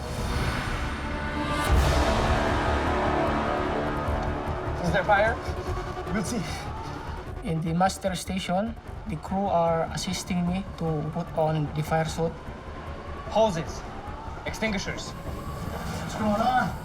There was a tremendous commotion. Everybody swung into action. Every crewman had a fire hose draped on his shoulder, and they were dragging all kinds of equipment and fire extinguishers to the front of the ship. Listen, whenever you're ready, meet us above cargo hold 4. Yes, sir. The rest of you, follow me. Let's go! Move, move, move, move, move! Container ships are set up to fight fire in 2 different ways. You can try to cool the fire with fire hoses, and you can try to smother the fire with CO2. Release CO2 to hold number 4. For a fire to burn, you need 3 things. You need fuel, you need heat, you need oxygen. Yes, sir. CO2 to hold 4. To fight a fire, you need to be able to take away any one of those 3. The ship's built-in firefighting system is designed to snuff out a fire by releasing carbon dioxide gas into any one of the cargo holds. When you pour CO2 into an enclosed hold, all of the oxygen is forced out of the hold, the fire goes out. That's what is supposed to happen. But this time, something goes wrong. It's the engine room. An alarm indicates CO2 gas in the engine room where it shouldn't be. It triggers a series of shutdowns that makes it difficult to restart the engine. There are lots of situations where having a dead engine gives you a big problem. If there's fire and the wind changes direction, the captain can't maneuver the ship to control where the flames spread. The Flaminia was just so far out at sea, well beyond the range of helicopters to help them. They're on their own. The fire crew arrives on the scene. Whatever's smoking in the hold below appears to be getting worse. What is that? I don't know. Not only a smoke, it's big smoke. The CO2 doesn't seem to be stopping it. Connect the hoses! Come on, move! It's very difficult to get fire hoses down into a hole of the ship. So what you do with your fire hoses is you try to contain the fire by cooling the area around where it's burning. If you can limit it to one hatch, you're ahead of the game. When I prepare this fire hose, and then I heard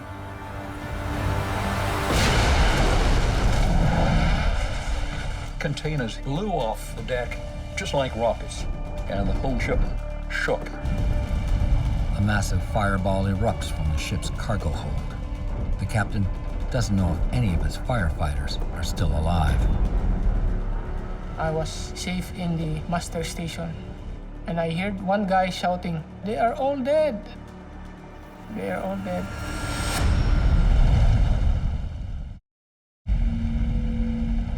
In the middle of the Atlantic, container ship Flaminia is on fire. There's a massive burning crater, and 7 firefighters are missing. The ship is on fire. It was really big smoke.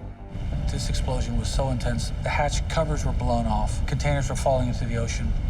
There was a wall of flame burning out of control. There are still thousands of containers on board. The captain has to get everyone off the ship before any more explode. Abandon ship, abandon ship. All crew to lifeboat station. If there was one explosion, there could be another. It became a ticking time bomb. Mayday, mayday, mayday. This is the MVMSC Flaminia. Things could go from bad to horrible in an instant. The crew boards a lifeboat near the back of the ship.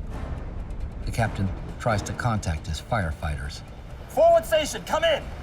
He has no idea if any of them are still alive.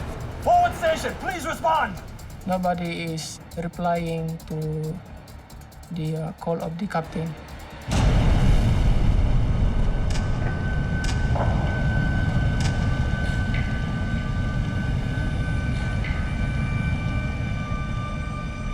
On the forward deck, Arnold has survived the explosion, but he's deafened by the blast.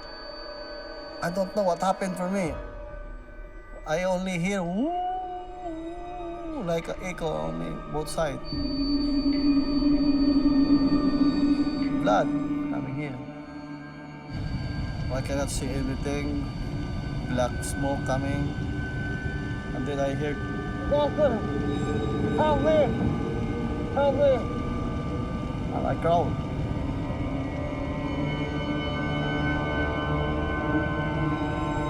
I tell him, "Don't stand, because if you stand, we die also."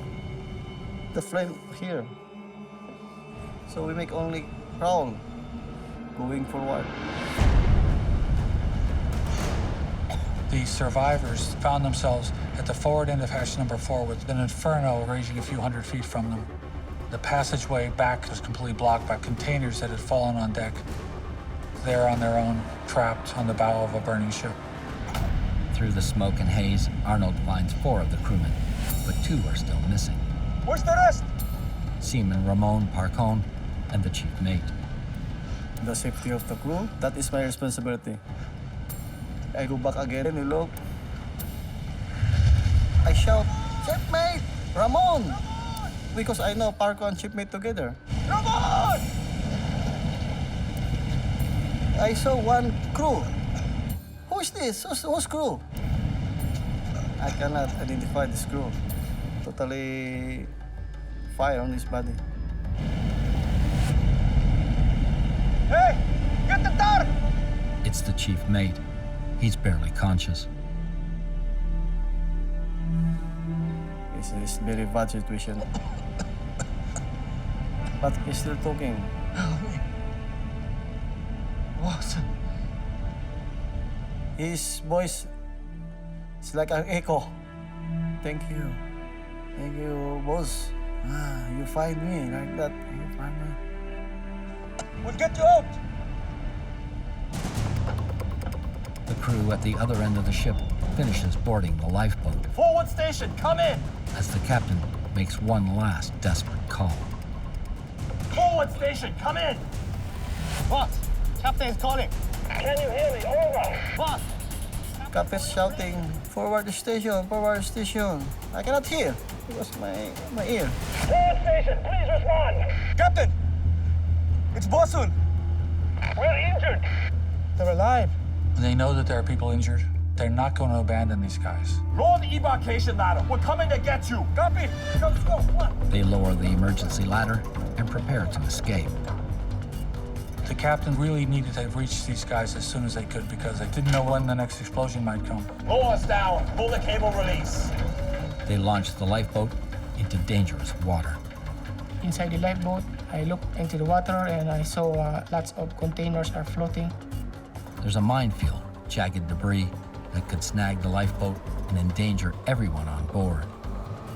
They move with caution towards the front of the ship. Parkon! Arnold keeps searching for the last missing sailor, Ramon Parcon. Ramon! I shouting. Nobody answered. After making it through the debris, the lifeboat reaches the escape ladder. Forward station, we're prepared to abandon ship. The injured men help each other get aboard. Another explosion could come any second. Bolzen, Captain to Bolzen. Parkon! Bolzen, we have to leave now. Parkon! Captain tell me, Bosun, leave the ship. We go now. I have no choice. I go down also. I don't know what happened from Parcon. Where's Parkon?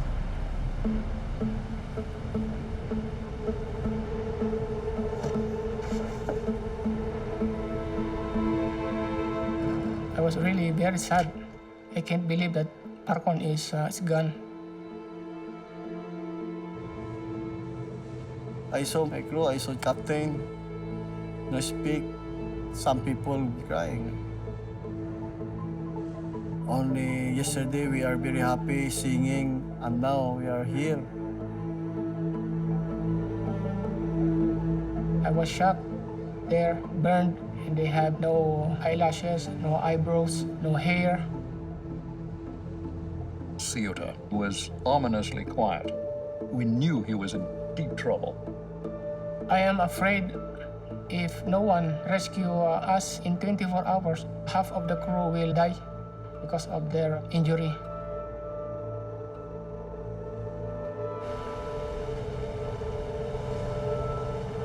We waited a couple of hours inside the lifeboat. There's a ship, I can see it. Suddenly, on the horizon, another container ship, the DS Crown. And they came to the rescue. The ship has responded to the mayday, and the survivors are hoisted aboard. When I was in DS Crown and seeing the Flaminia burning, I feel very lucky.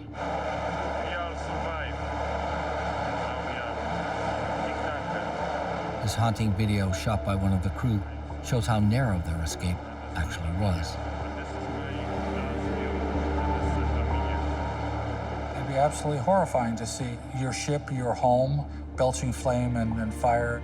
It's nothing any sailor would ever want to see. There's a desperate effort to save the chief mate, but it's too late. Cesare Ceuta dies from his injuries. A second crew member later succumbs to his burns in a hospital. Ramon Parcon is never found. The father of four is declared lost at sea.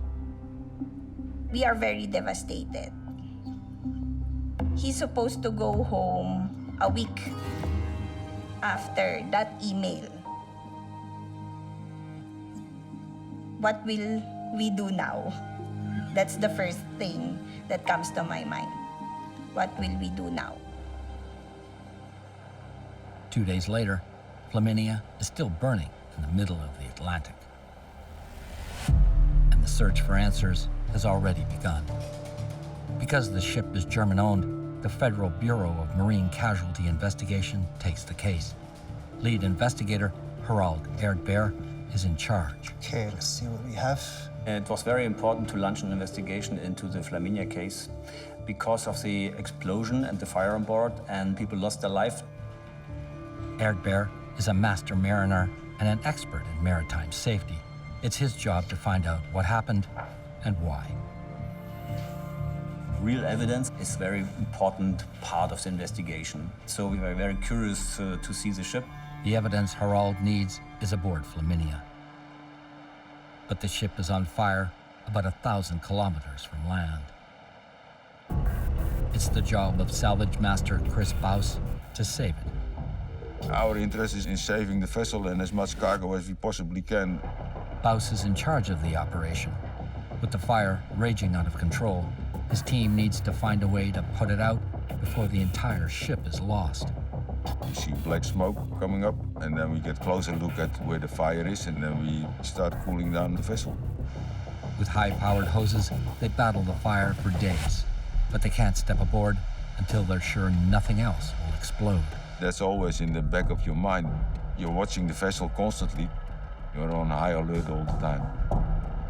With almost 3,000 containers on board, there's no simple way for Chris and his team to identify which ones are the most dangerous. You don't know whether it will be poisonous or highly explosive, and you don't know what will happen.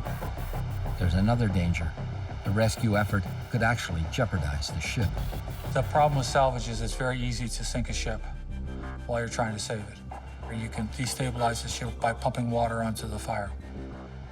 It's always something difficult, always challenging, complicated. That's a long process before we finally can say the fire is under control. It takes almost 2 months for the team to put out the fire, connect the tows, and convince a port to accept Flaminia. While he waits, Harald Erdbeer meets with the captain and some of the crew. Our hope during the interviews was to get more information about what's happened and what was the ignition source for the fire and for the explosion. There are crucial questions that none of the crew can answer, not even the ship's captain. What do you think started this? I have no idea. All we could see was the smoke. What the captain does know raises even more questions. We released CO2. It seemed to have no effect. Harald has a double mystery to solve. What caused the explosion, and why did the firefighting system fail to stop it? We need to get on that ship.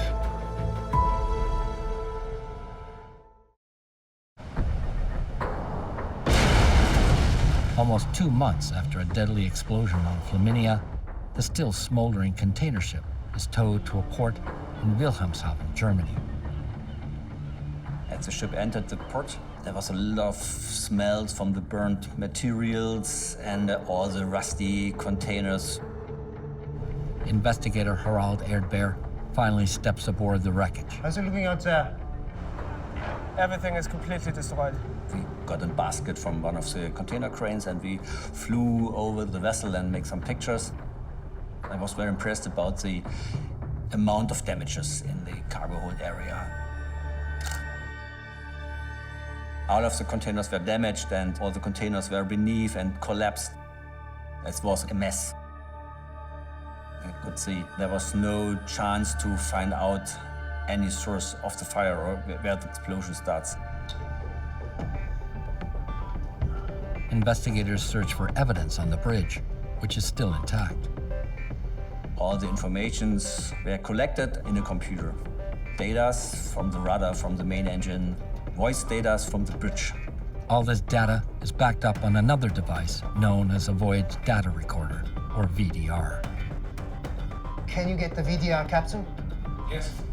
It's very important for us to get the voice data, because you can see the first steps of the ship's command, and how they started to fight the fire, what was their thinking about the situation. Flaminia's VDR not only survived the fire, it's in perfect condition. You got the data from the VDR, and then our technical officer prepared the replay. Data comes up, but it's not what they're looking for. There was no VDR data. Mayday! Mayday! Mayday! When the crew abandoned ship, the systems were left running. The ship's command did not push the button to make an emergency backup. The information recorded on the VDR is overwritten every 12 hours with new data. The data recorded at the time of the accident is long gone. It's difficult because we have to find other solutions to bring the investigation forward. With no VDR data and little more than twisted wreckage in the hold, Harald needs to come up with a new plan. He needs a chemist. Welcome to the team. Oh, thank you. I'm not a chemist, so we need expertise. How long was it burning? Almost 2 months. The investigation turns to maritime chemist Dr. Dana Meisner. Fire is a chemical reaction, and of course that makes sense to ask a chemist what was the combustible material, where came the oxygen from, and why such heavy damages. Dana is Director of Research and Development at the German Institute for Ship Safety. My first thoughts was, oh, how should we find anything in this chaos? And everything was laying around, completely destroyed. There's 262 containers in cargo hold 4.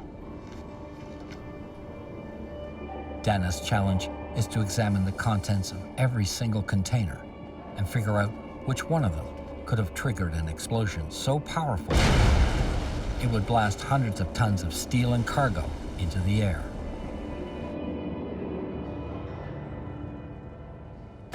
I reported all these different cargoes. I made this graphic with all these cargoes written in beside each other, what is near another. Spices, coconuts, furniture, cat litter, cotton. Really crazy things, one behind the other. Not only that, there are more than 100 containers filled with industrial products and potentially hazardous chemicals. Next step then was just to look if one of these cargoes could react with surrounding material.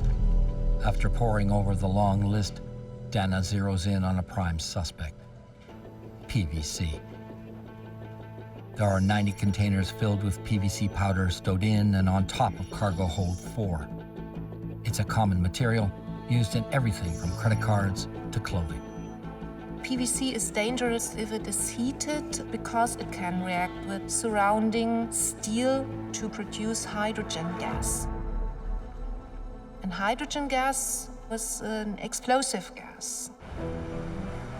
Hydrogen gas can produce whitish-gray smoke, similar to what the ship's crew saw after the alarm.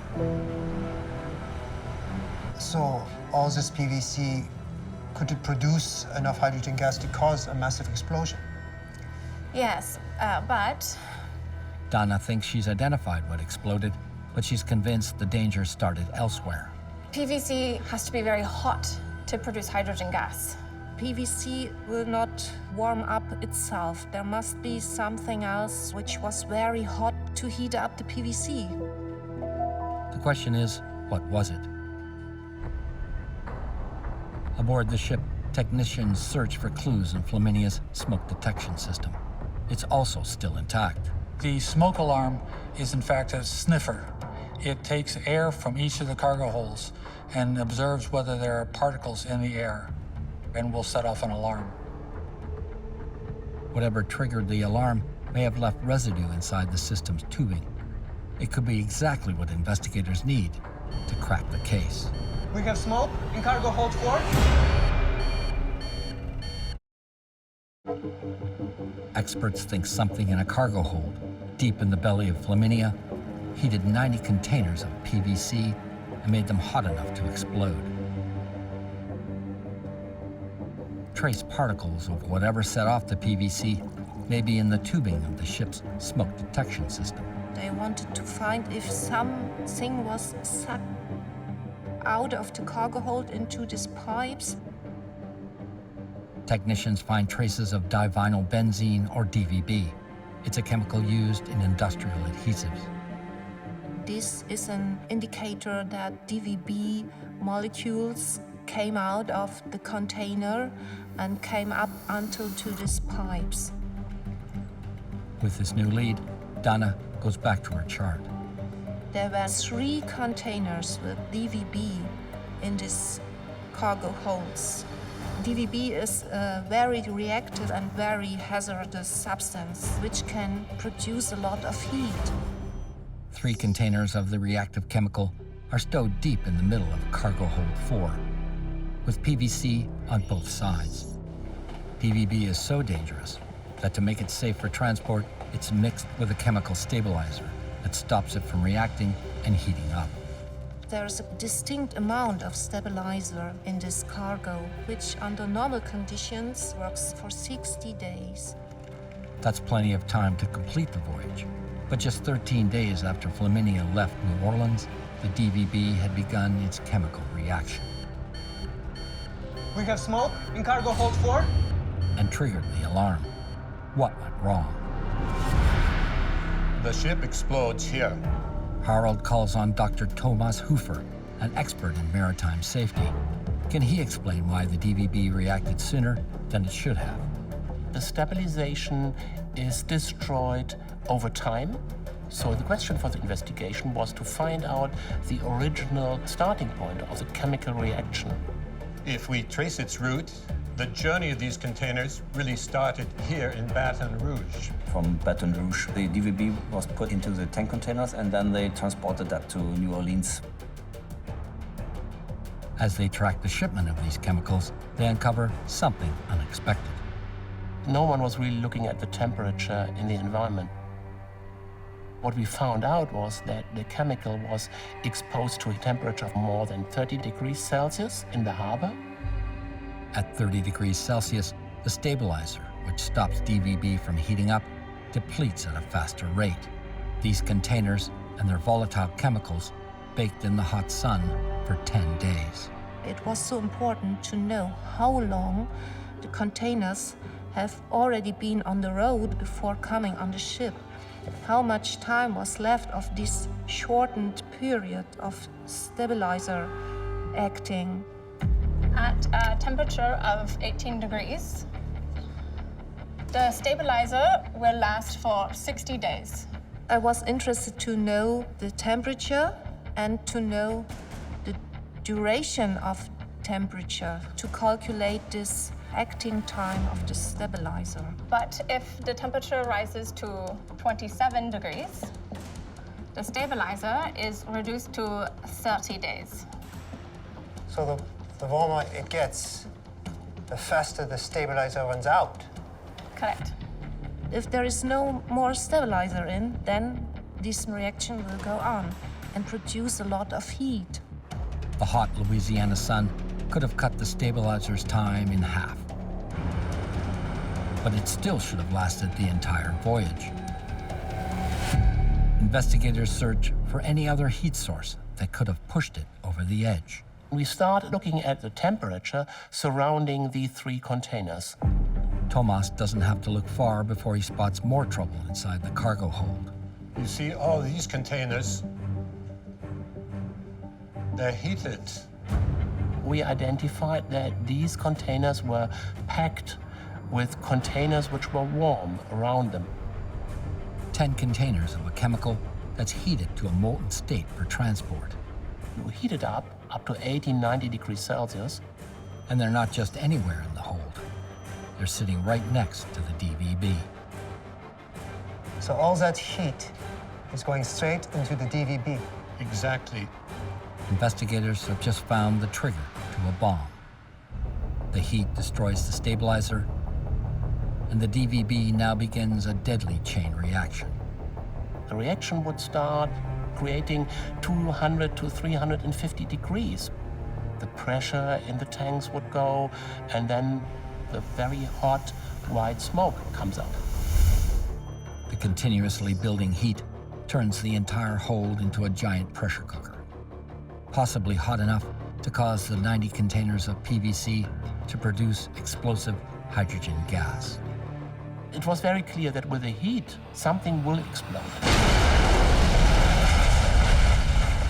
It's the last piece of the puzzle that may explain what set off the deadly explosion. But investigators still have an important question to answer. The crew released a lot of CO2 gas into the hold. Why didn't it stop the explosion?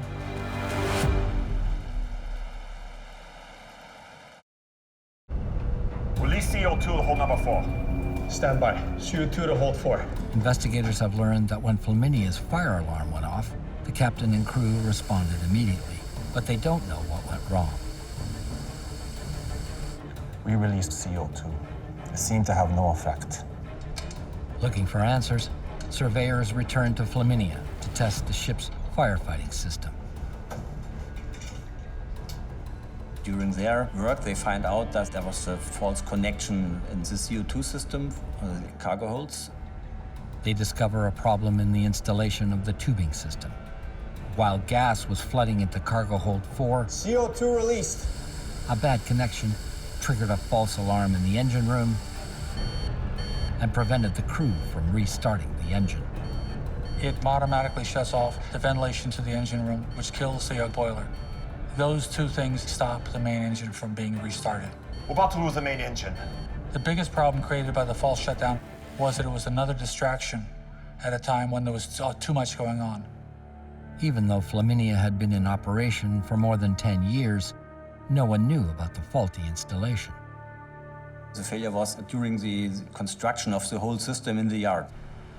Investigators flag other ships that had the same system installed, and they find a disturbing pattern. We believe that 7 ships of that series was affected by the same failure. The ships with the same problem are immediately flagged for repair. The installation problem was serious, but it doesn't explain the disaster. Surveyors confirmed that firefighting CO2 gas was delivered into cargo hold 4. The gas is supposed to suffocate a fire by displacing the oxygen that fuels it. So why didn't it work? If the fire is spread outside the container, CO2 is very effective. On Flaminia, the problem started inside sealed containers. If you have a fire inside a container, getting the CO2 into the container is very difficult. Carbon dioxide, it will not go into the containers. The water will not go into containers. No extinguishing agent will go into the containers because they are sealed. This is a problem. If there's a fire inside a container that's buried in a ship's hold, there may be no way to stop it. Connect the hoses! The firefighters were in a desperate battle they could never have won. The crew did exactly what they had to do, and the only thing you can do as a crew, because that is the firefighting system you have. Firefighting systems are not enough, and it points to an even bigger problem. The year Flaminia burned, there were on average more than 1 fire or explosion on a container ship per week. With more than 5,000 container ships moving around the world every day, the lives of many more crews could be in danger. Until someone finds a solution, there will be container fires and people will die.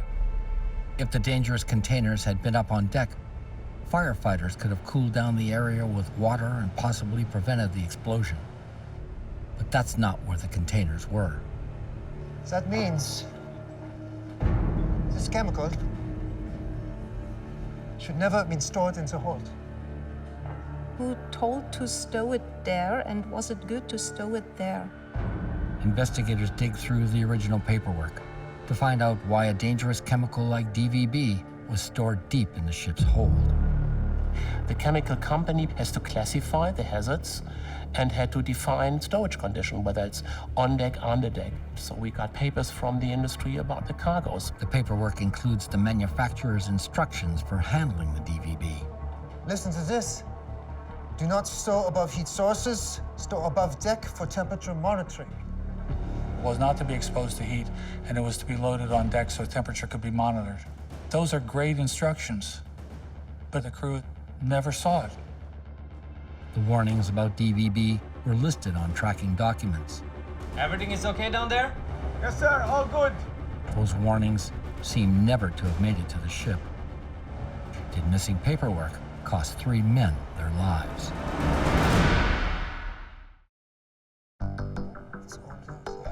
In the case of Flaminia, the DVB manufacturer should have never shipped such a volatile chemical through New Orleans in the summer, and the freight forwarder shouldn't have let it sit there for 10 days. The company ashore is responsible for this stowing process and preparing the papers. The crew mostly do not know what kind of goods are in the containers. A civil court ruled that no one on the ship was responsible for the errors. The manufacturer's recommendations were never included in the stow plan. For reasons that are not clear, when the captain looked at it and the chief mate looked at it, they had no information whatsoever that this should have been stowed on deck. With no manufacturer's warning, the DVB was stowed according to how it was classified. International rules divide dangerous cargo into categories which include explosive, flammable, toxic, and corrosive. But DVB had 2 different classifications. One designates it as a dangerous substance, the other as a marine pollutant. It's this designation that sealed the fate of Flaminia's crew. If it's a marine pollutant, you are not allowed to stow them outside, and the shipper decided totally correctly, having this cargo, put it in the center of the hold. The crew had no idea there was a ticking time bomb in the cargo hold, and a dangerous chemical reaction was about to begin. We have smoke in cargo hold 4. By the time they were aware of the problem, CO2 released. it was already too late. We need more hoses! There was nothing they could do to stop it.